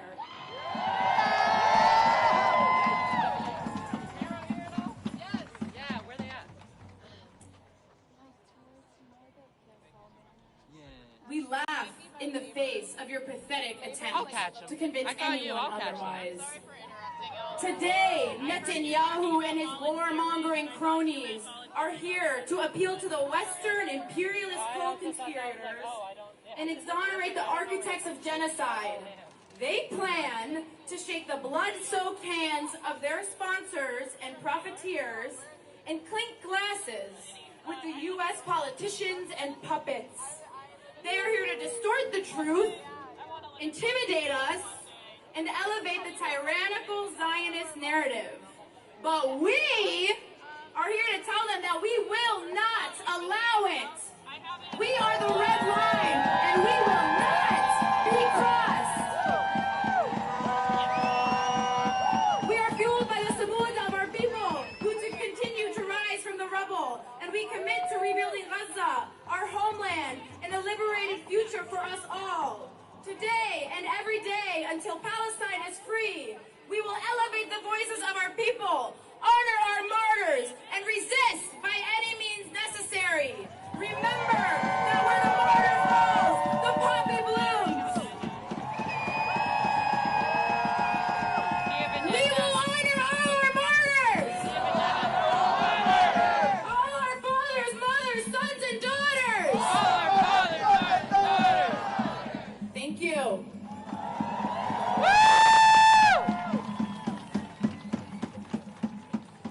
Give it up for Noor from the Palestinian Feminist Collective.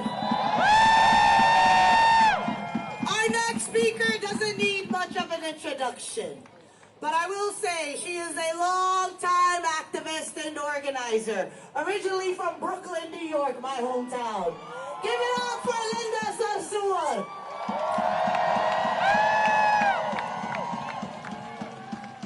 Assalamu alaikum. May peace and blessings be upon you all.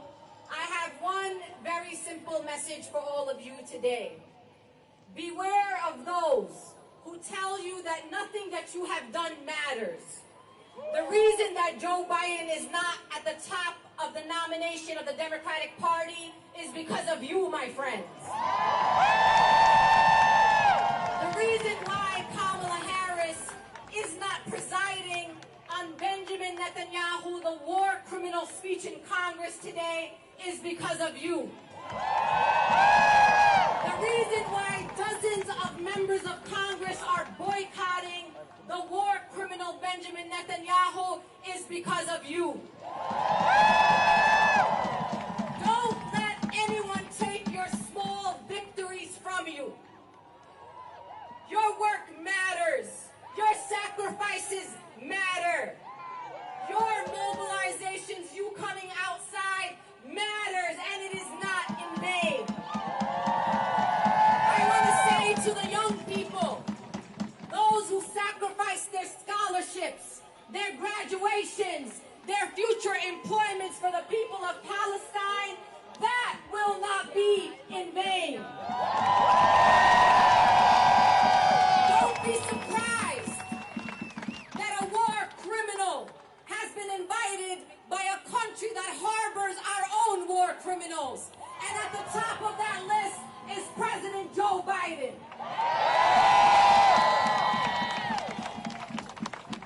We got a lot of work to do and nothing changes. It doesn't matter who the presumptive nominee is for the Democratic Party. You stay outside. You stay focused. You don't get distracted.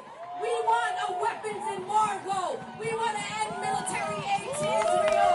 We want unconditional aid to the people of Gaza. We want to rebuild Gaza. And we want to end the genocide against the Palestinian people. So let us be very clear. Our votes are still to be earned. We will not be pawns in a political system that does not give us the demands that not only we deserve, but are the right thing to do for these political entities.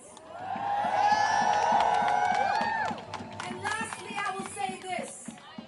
There is nothing that any of us here are sacrificing that is close to the sacrifices of the Palestinian people. And I promise you here today that one day all of us will travel to a free Palestine and we will sit on the beaches of Gaza and watch the children of Gaza play and joy under bright skies. And it will be because the American people said no to genocide and yes to freedom for the Palestinian people.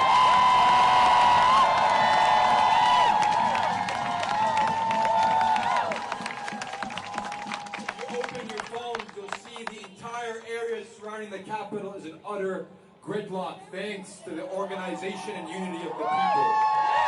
And the determination. Hang in tight, we only have a couple more speakers before we join our comrades in the streets and show Netanyahu and the other criminals what we're about today. Next, it's my absolute pleasure to introduce from Doctors Against Genocide, Dr. Nida Jabour, who will introduce the speaker from Doctors Against Genocide. Please give it up for them. Hello, everyone. Hello, the real patriot Americans, the people of conscience, and shame on the others who are complicit in genocide. عاشت Gaza. Long live Gaza! Long live Gaza! We are here to tell the people in Gaza, the children, the women, the elderly, the men, that Doctors Against Genocide are with you. We are here for you. All the people of conscience are here. Speaking your voice loud. I'm introducing Dr. Karama Hawash, the co-founder of Doctors Against Genocide. Thank you.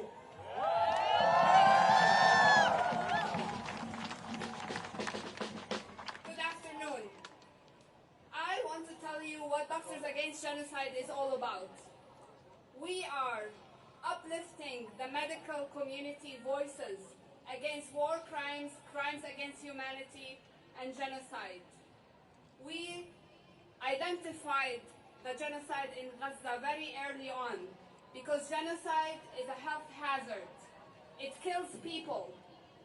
And we are seeing how our colleagues in Gaza are being killed. The hospitals are being destroyed. The children are being maimed. The women with infants are being starved. The men are killed and watching their families being obliterated.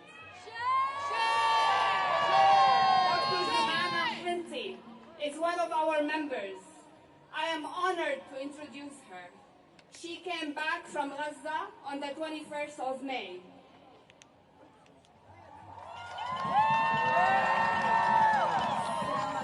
Peace be upon you. So as you just heard, I came back medical mission in May. And there I witnessed all the massacres, all the atrocities that are being committed every day with our own tax money. I've seen the children who are shot in their heads and their legs and burnt, 70% of their bodies or more burnt.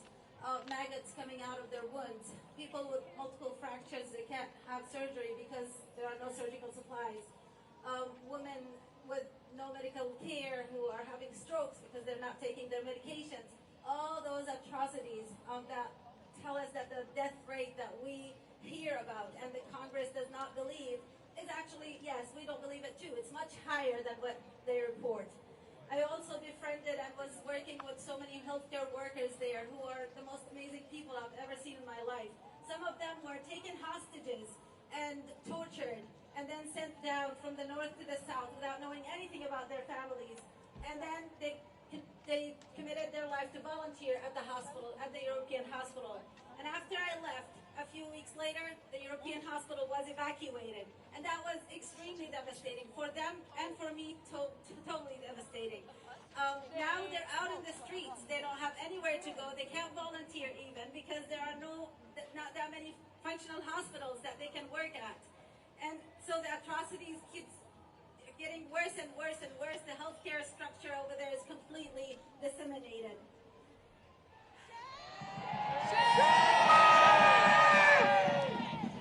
So I have a few messages today. One, the first message is for you, the great people who have come from all around the states, and the people who couldn't come, but they continue to work there every day to support and stop this genocide, to support the people of Gaza and stop the genocide. I also would like to tell Congress to stop denying that it's a genocide. Welcoming a war criminal and a genocide maniac to Congress is shameful. Shame on you. To our colleagues in healthcare here in the United States who are denying the atrocities that are being committed every day, and our medical organizations that have not said a word condemning the genocide. Shame on you. History is being written, and we all know, and we assure you that you are on the wrong side of history. And last but not least, to our beautiful people of Gaza, we will never surrender. We will never stop fighting for you. Stay strong. We are with you, and most importantly, Allah is with you. Free, free Palestine! Free, free Palestine! Long live Gaza! Long live Gaza! Gaza will prevail! Gaza will prevail! Gaza shall prevail! Gaza shall prevail! War criminals should be held accountable. War criminals should be held accountable. Thank you.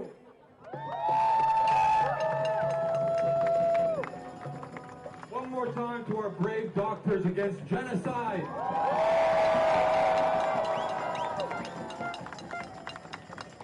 Just so you guys know, all the blockades that we've been talking about throughout the day, all sorts of people have been involved with in them. One of the blockades was led by the students in the area, the same students who the heavy-handed police repression, both from the federal government and local authorities, when they brutalized them on George Washington's campus. Why? For speaking up against Palestine. Yes, and so it is my deep honor and pleasure to introduce our next speaker from the DMV Students for Justice in Palestine Coalition. Please give it up for Noor.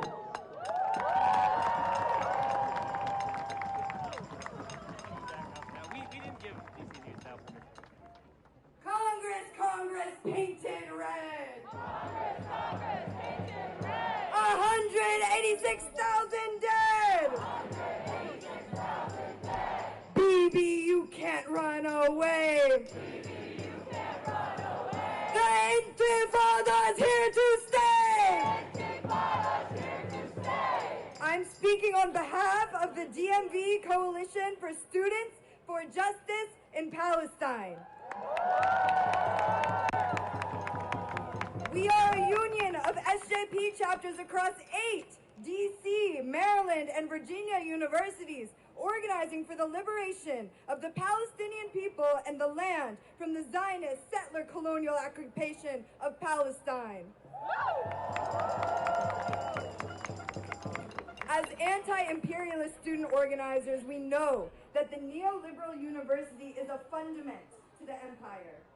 Packaged as bubbles of intellectual freedom and critical dialogue, our universities in reality are designed to groom us into cogs of the imperial machine, with our academic programs systematically funneling us into jobs with weapons manufacturers, the federal government, banks, mainstream media outlets, and the U.S. military. Shame!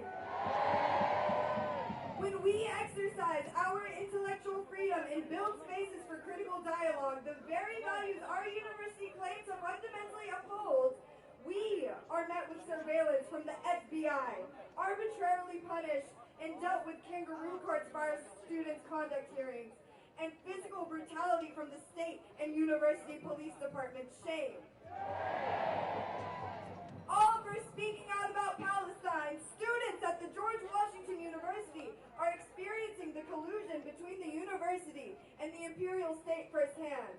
From the brutal May 8th raid of the DMV SJP encampment to Foggy Bottom's request that student organizers maintain a stay-away zone. They cannot step foot on their own campus.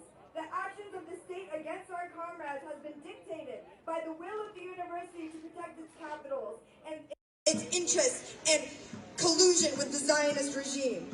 We call on our community to call out GW's racist and repressive administration.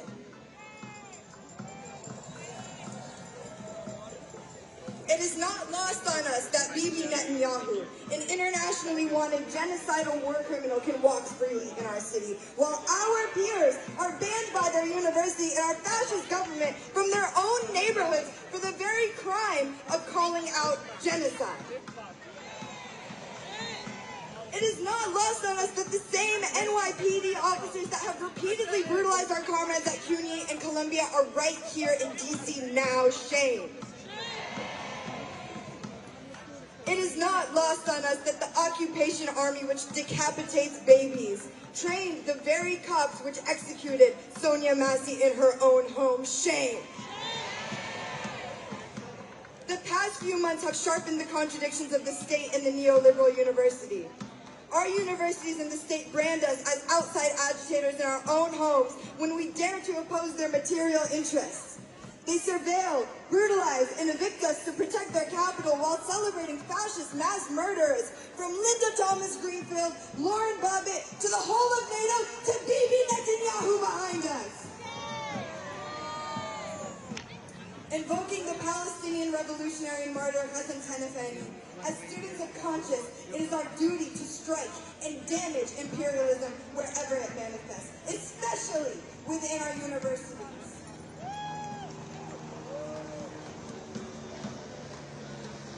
We operate in service of the world revolution, in service of realizing liberation and justice for all colonized, imperialized, and exploited peoples. We call on all students, all people of conscience, to get organized in the collective struggle for liberation from the imperialist death machine. The imperial beast is nothing more than a paper tiger. It appears tough, but in reality it is a primal, pathetic creature that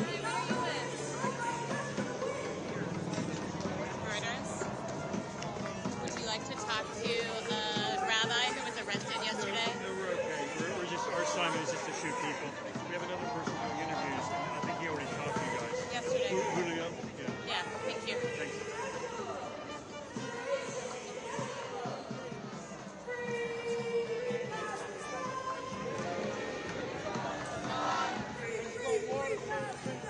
Free, free, free Palestine! Free, free Palestine!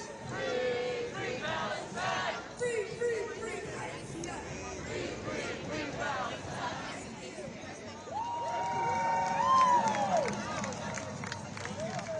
Free Palestine! I want you all to give a warm welcome here as we start to round out our program to Malak from the Palestinian Assembly for Liberation!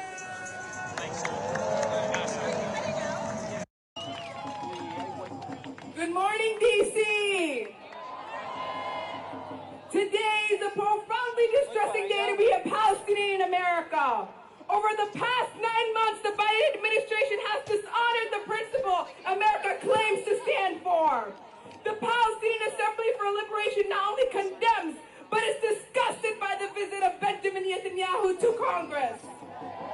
The United States has shamefully welcomed a war criminal to speak in the halls of its so-called democracy. Let me be clear. We oppose all interactions with the settler colonial regime of Israel. We are witnessing a 9 months of an ongoing genocide orchestrated by Netanyahu, with reports indicating the murder of 186,000 Palestinians. It is shameful that the United States, instead of denouncing these actions, has openly embraced Netanyahu, a man who has orchestrated the slaughter of Palestinians. The U.S. only welcomed Netanyahu, but has also provided tens of billions of dollars in weapons, thus complicit in these crimes. The blood of innocent Palestinians stains their hands, and this support is nothing short of disgraceful. U.S. leaders have chosen to amplify the voice of a genocidal war criminal over their own citizens, forcing us to hold this nation accountable for its unconditional support of the atrocities against Palestinians. To every politician who welcomed Netanyahu and endorsed further financial support for Israel, you too are complicit in this genocide and will be remembered as war criminals. And come November, we all will remember the politicians that turned a blind eye to the massacres of the Palestinian children. The time for silence is over. We must stand against all those who are complicit in this genocide. The world is watching, and so are we. Revolution is here, and it's promising a near liberation and right to return for all Palestinians. And today, I confidently say that Palestine is almost free.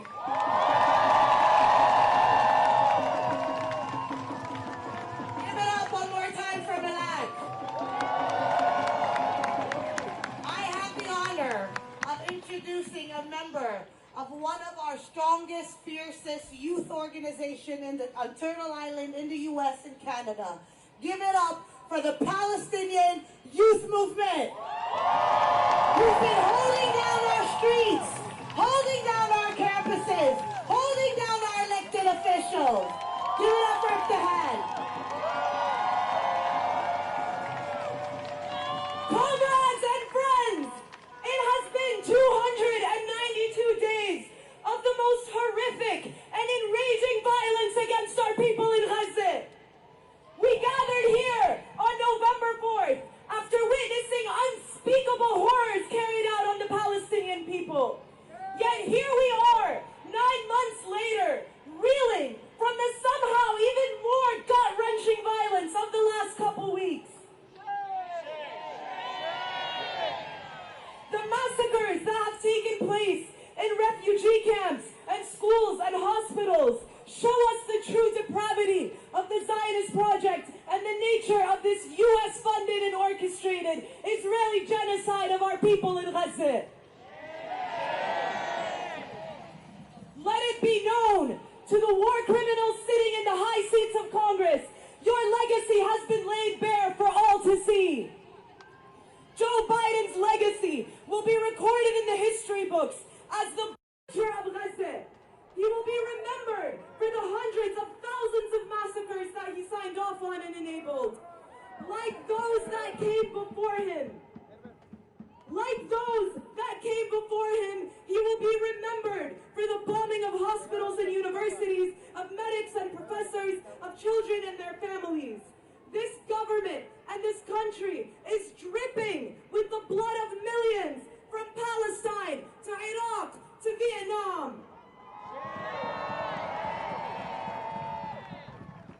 The extermination of Palestinians is clearly a bipartisan project. The only thing that brings both parties of this nation together are issues of war and destruction that advance their greedy interests in the Arab region. Benjamin Netanyahu has made his genocidal intentions in Palestine clear for decades, and he has personally overseen the bombardment of Gaza time and time again. This is the same criminal who peddled the lie that there were weapons of mass destruction in Iraq.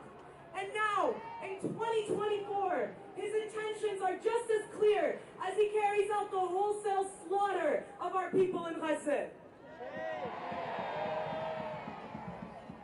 Netanyahu has literally and figuratively dumped his dirty laundry at the doorstep of this country. And now here in D.C., he finds himself at home amongst other war-loving criminals who would gladly bankroll his genocidal intent in their attempts to destroy our region.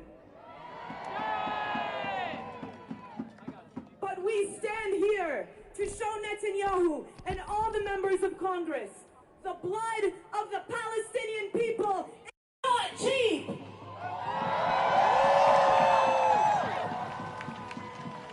When we see footage of children clutching the shoes of their dead parents, of incinerated children who have been burned beyond recognition, of parents holding the remnants of their children in plastic bags, we have not grown desensitized.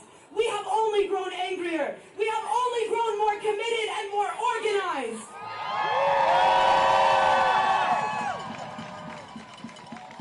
We bear witness to the murder of Hind Rajab and Rifat al-Arair and Rushdie Sarraj. We bear witness to the thousands still trapped under the rubble. We bear witness to the assassinations of our journalists, our healthcare workers, our educators, our engineers.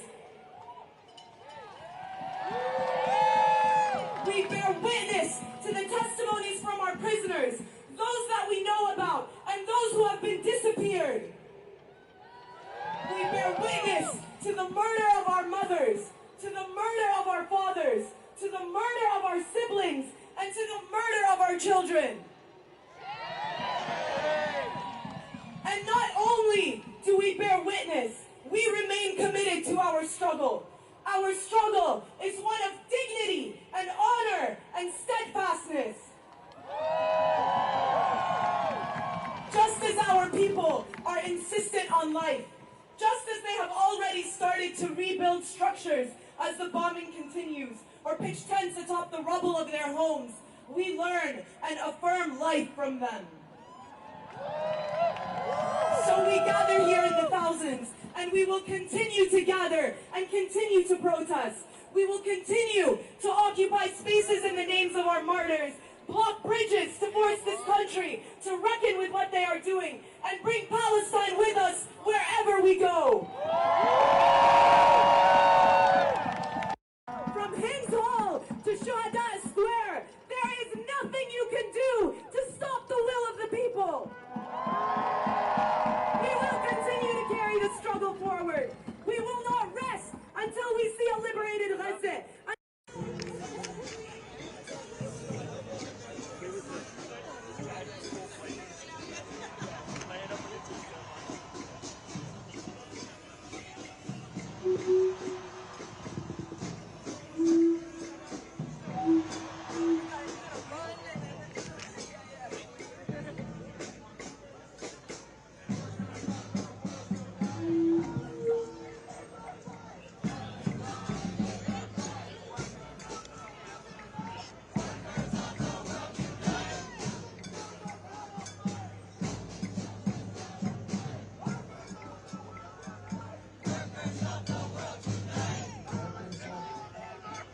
Palestine is our fight.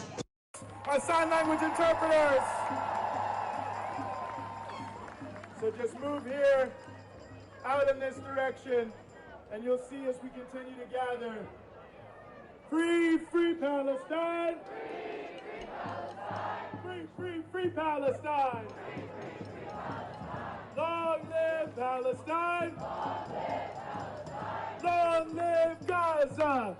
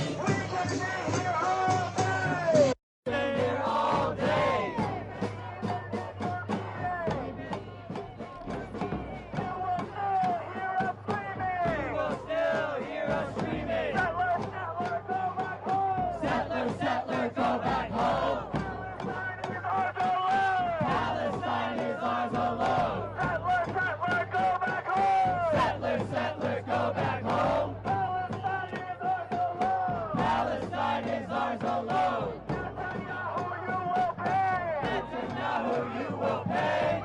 Resistance is the only way. Netanyahu, you will pay. Netanyahu, you will pay. Resistance is the only way. Free, free Palestine. Free, free Palestine. Long live Palestine.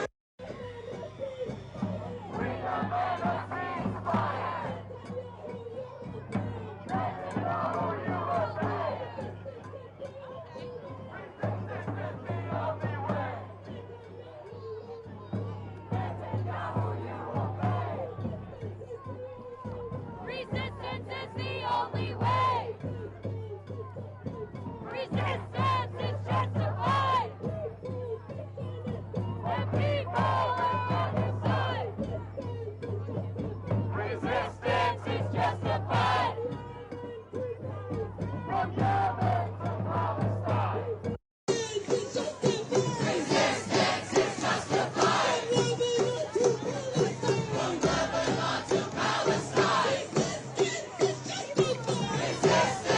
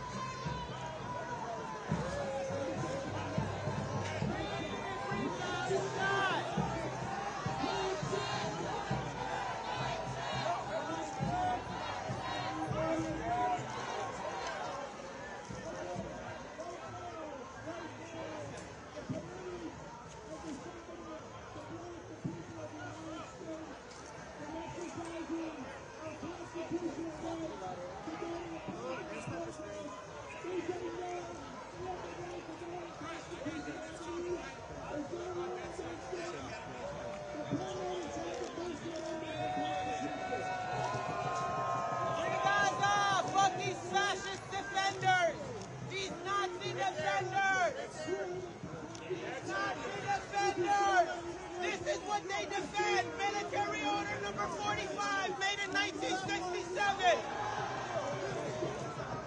It transfers control of Jordanian banks and applications to the Israeli syndicate. These are the fascist laws they defend.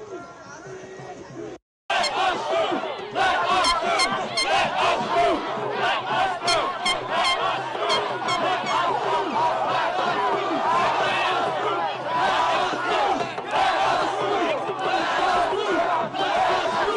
us through! Let us through!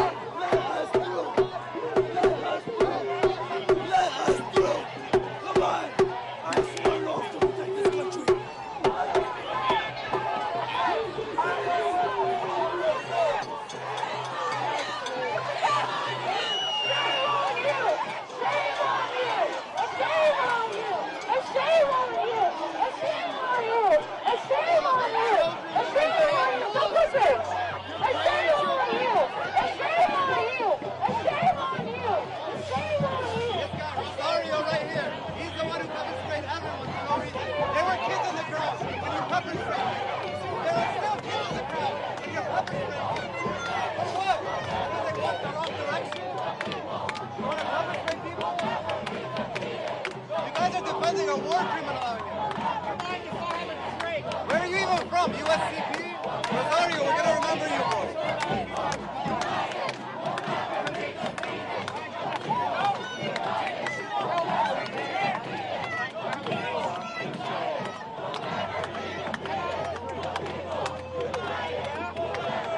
When you see the pictures tomorrow, Rosario, of the kids getting published with, I hope you feel like shit.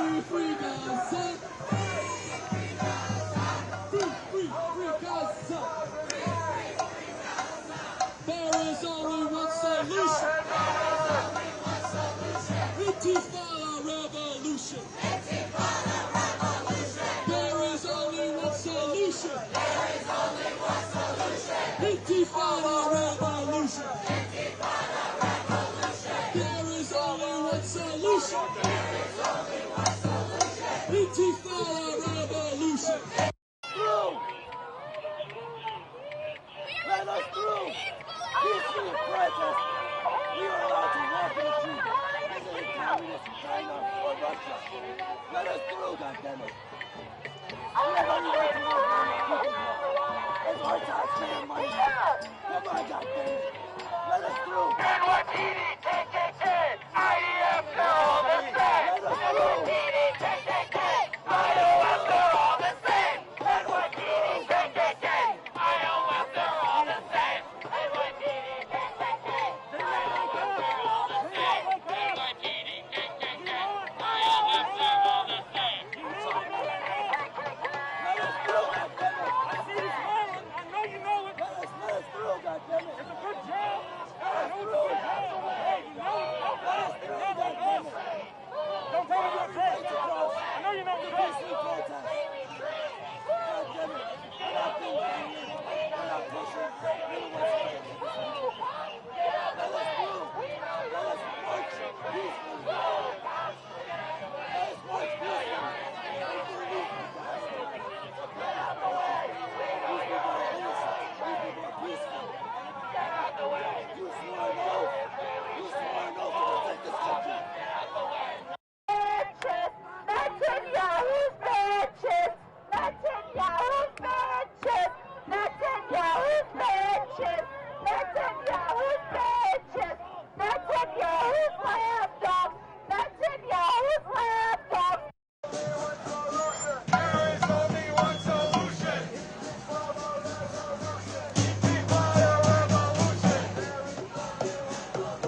There is only one solution.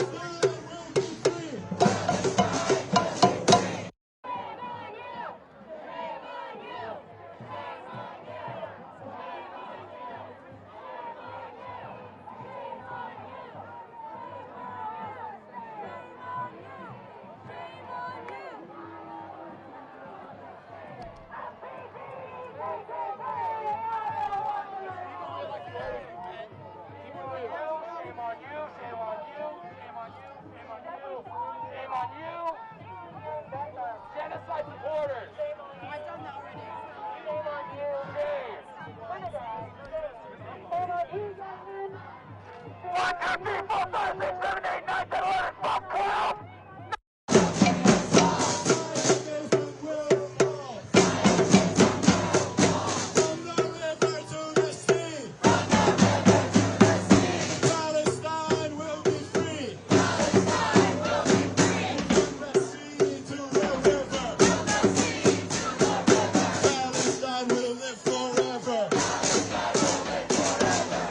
Justice, you say how? We want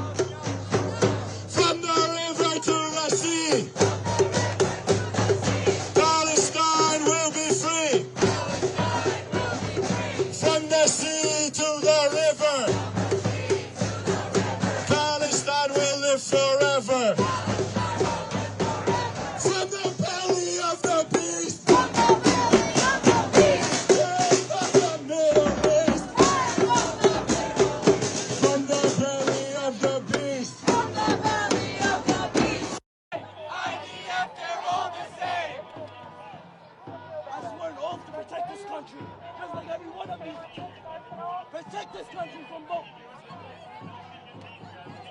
Damn shame. It's a damn shame that you are the ones that we have to rely on to protect us, to protect our Constitution. It's a damn shame.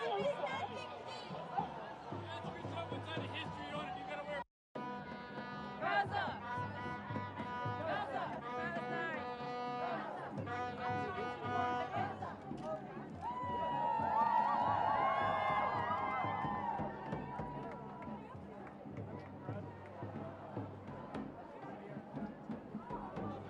Twitch doesn't get it. If Janine doesn't get it. If Kalala doesn't get it.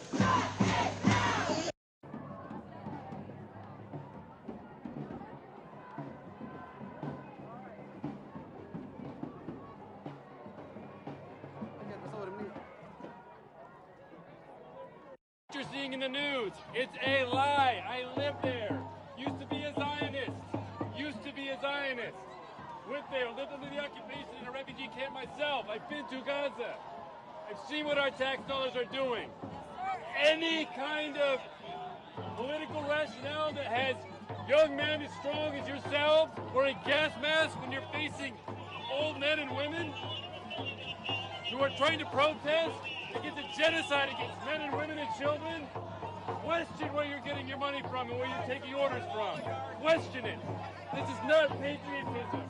This is serving a fascistic agenda.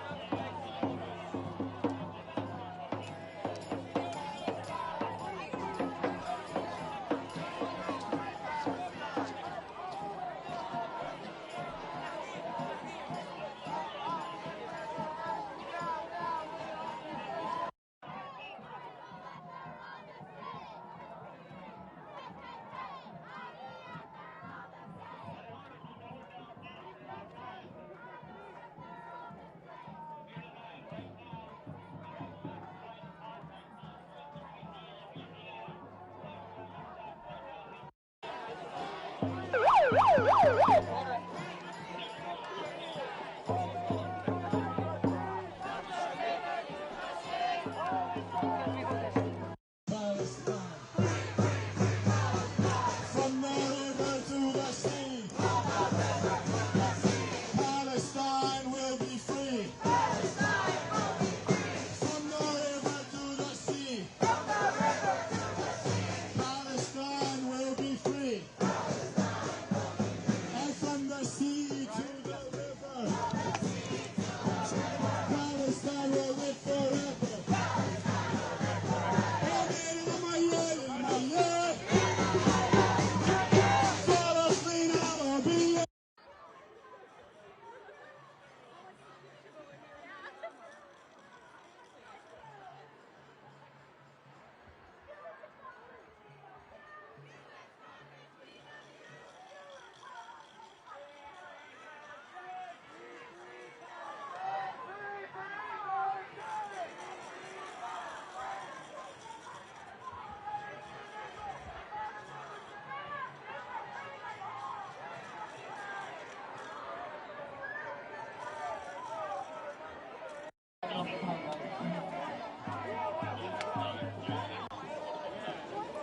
Frame the press. Reuters.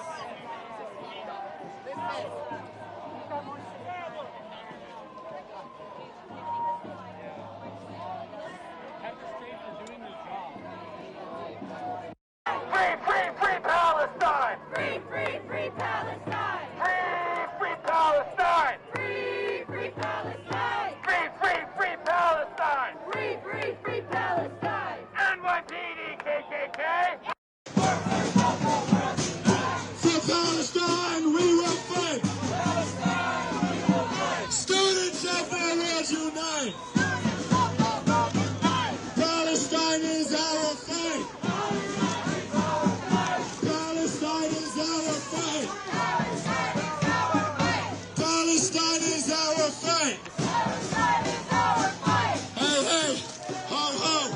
The occupation has got to go! Hey, hey, ho, ho! The occupation has got to go! Hey, hey, ho, ho!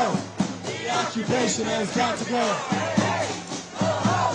The occupation has got to go! Hey,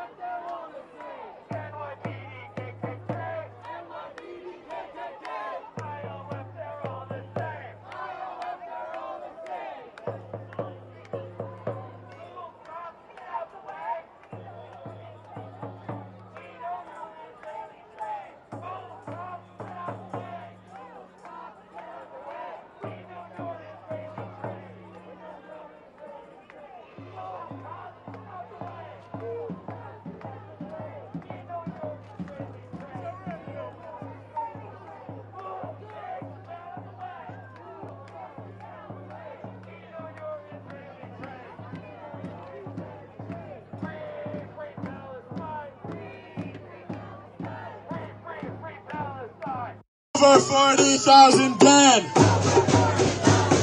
Hey, raise your hands, Iran. Over 40,000 dead. Every one of your hands red. Netanyahu.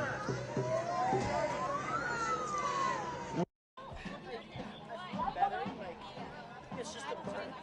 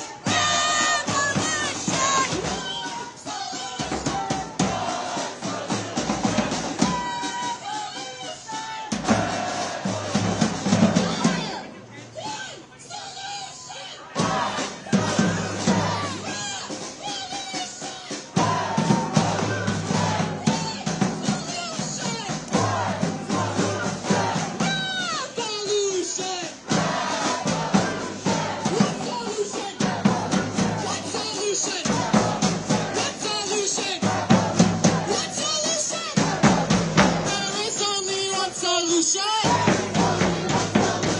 Anti-Zionist revolution. There is only one solution. Anti-Zionist revolution. Anti-Zionist, Anti-Zionist.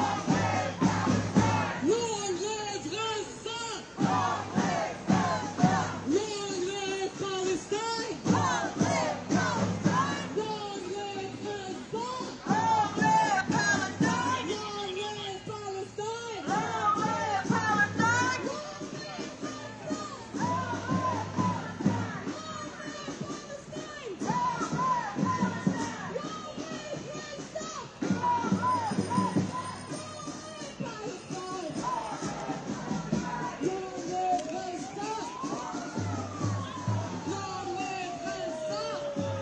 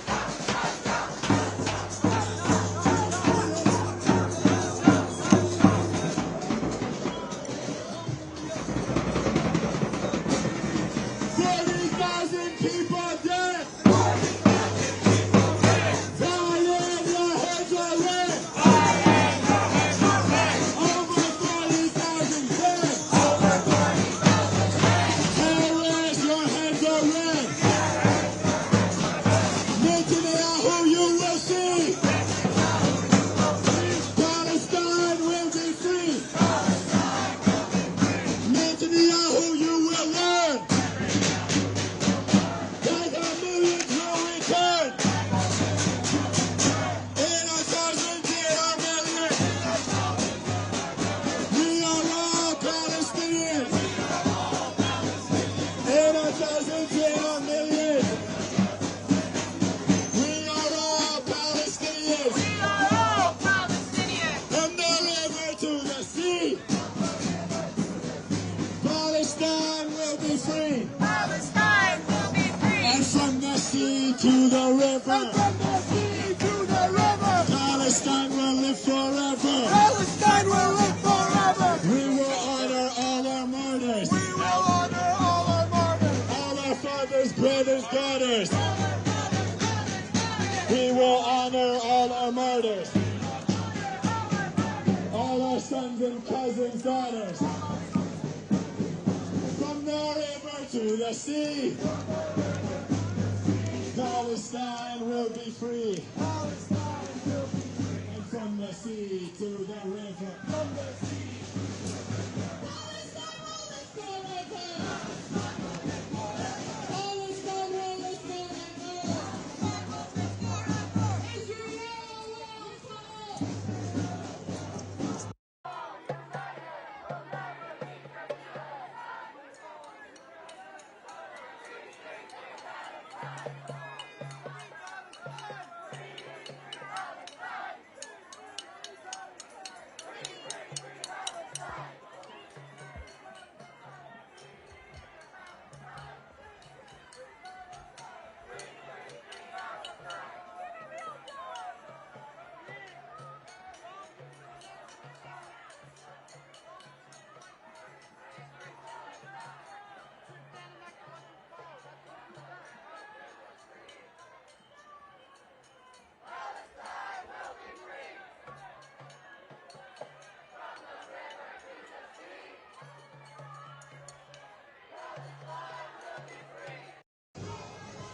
They are making a circle.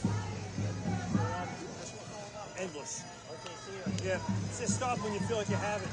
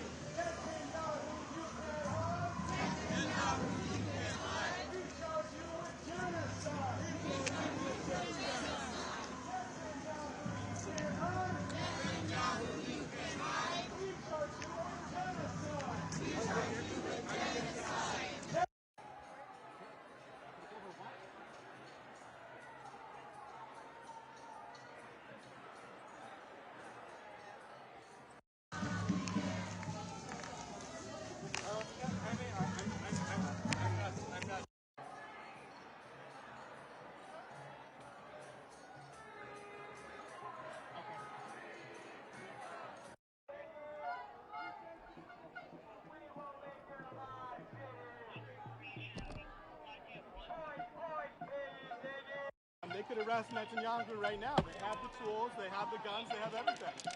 They're just choosing to defend the war criminals. They're Democrats against genocide and apartheid. Really important that the Democratic leaders know. A lot of Democratic voters, 56% of Democratic voters believe that this is a genocide, and it just goes on and on and on. 56% is over half. Yeah, 56% of Democratic voters believe that this is a genocide. And people like Hakeem Jeffries and Chuck Schumer see fit to invite Netanyahu to speak when 56% of their voters who are polled believe this is a genocide, it's unforgivable.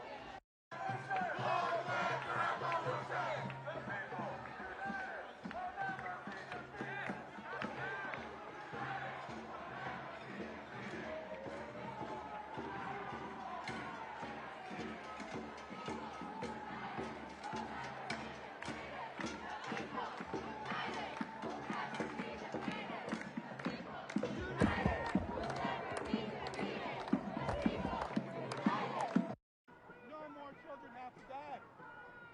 Just go in there and arrest that guy instead of defending him.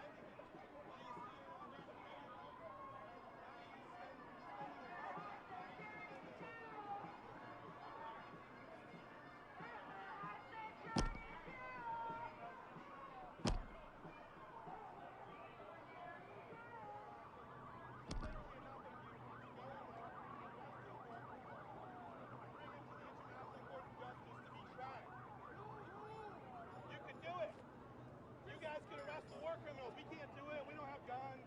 We don't have shields. We don't have batons. Literally, you're defending them out here trying to stop us from getting in there instead of arresting the I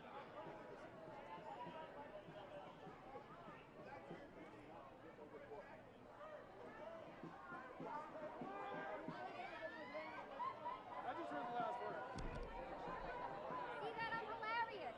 Goddamn delight, they say. Mary, the closest thing that I've had to an orgasm for another person has been talking about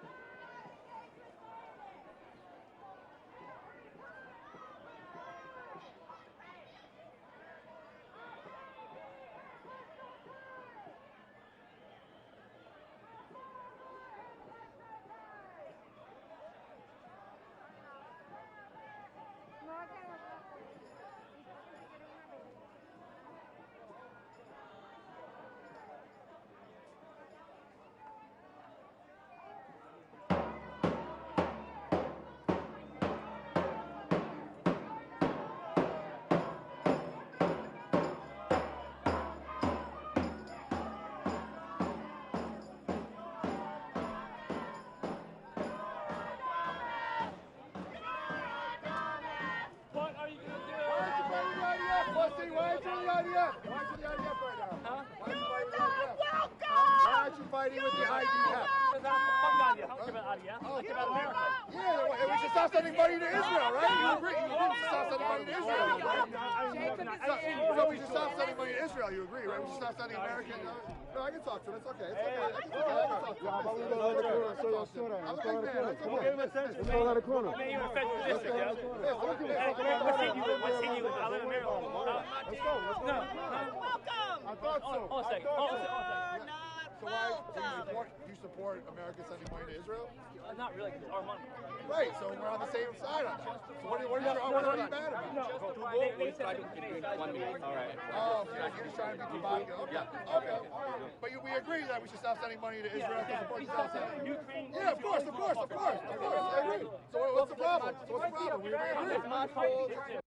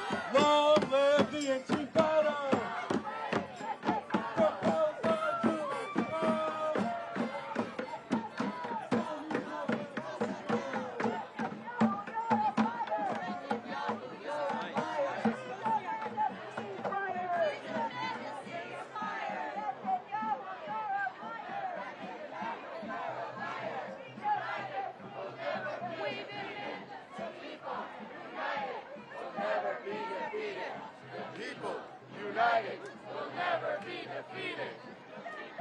United will never be defeated. Zionism in the South. Shut, shut, shut, shut it down. Shut, shut, shut, shut it down. Zionism in the South. Zionism in this town. Shut, shut, shut, shut it down. Shut, shut, shut, shut it down. Zionism in this town. Zionism in this town. Shut, shut, shut, shut it down. Shut, shut, shut, shut it down. Zionism in this town. Zionism in this town. People united will never be defeated. The people united will never be defeated. The people united will never be defeated. The people united will never be defeated. The people united will never be defeated. The people united will never be defeated. The people united will never be defeated.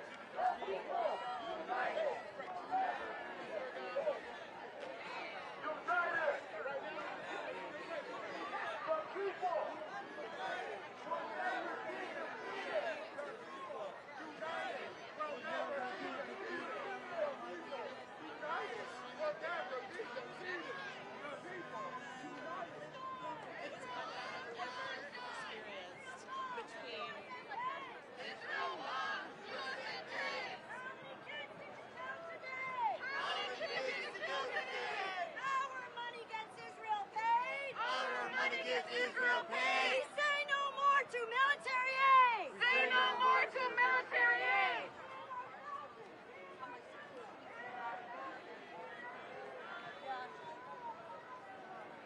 We're gonna keep exposing the Zionists.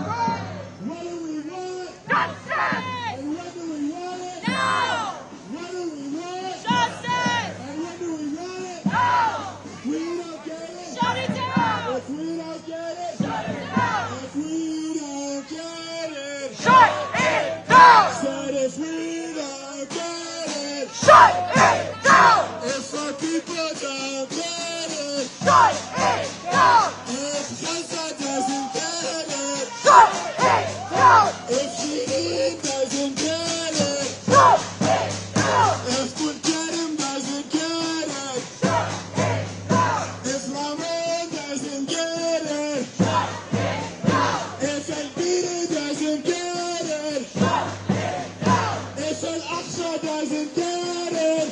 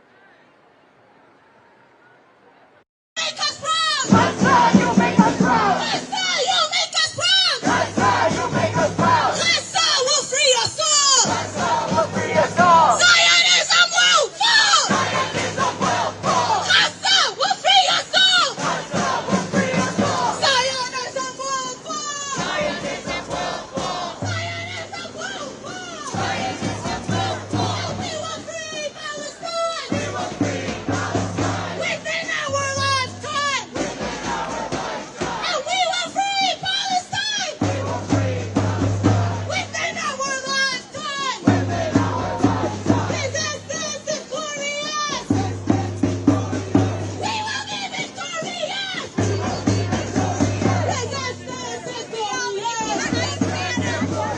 We will be victorious. We will be victorious. Free, free Palestine. Free, free Palestine. Free, free, free Palestine. Free, free, free Palestine. Free, free Palestine.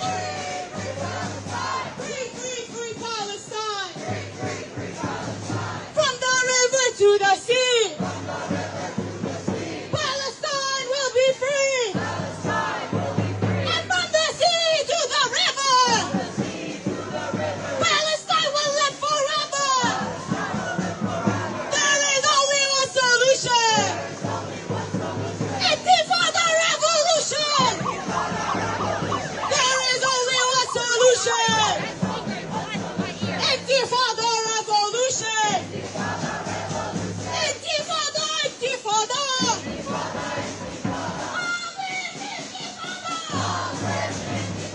Intifada, intifada. Intifada, intifada.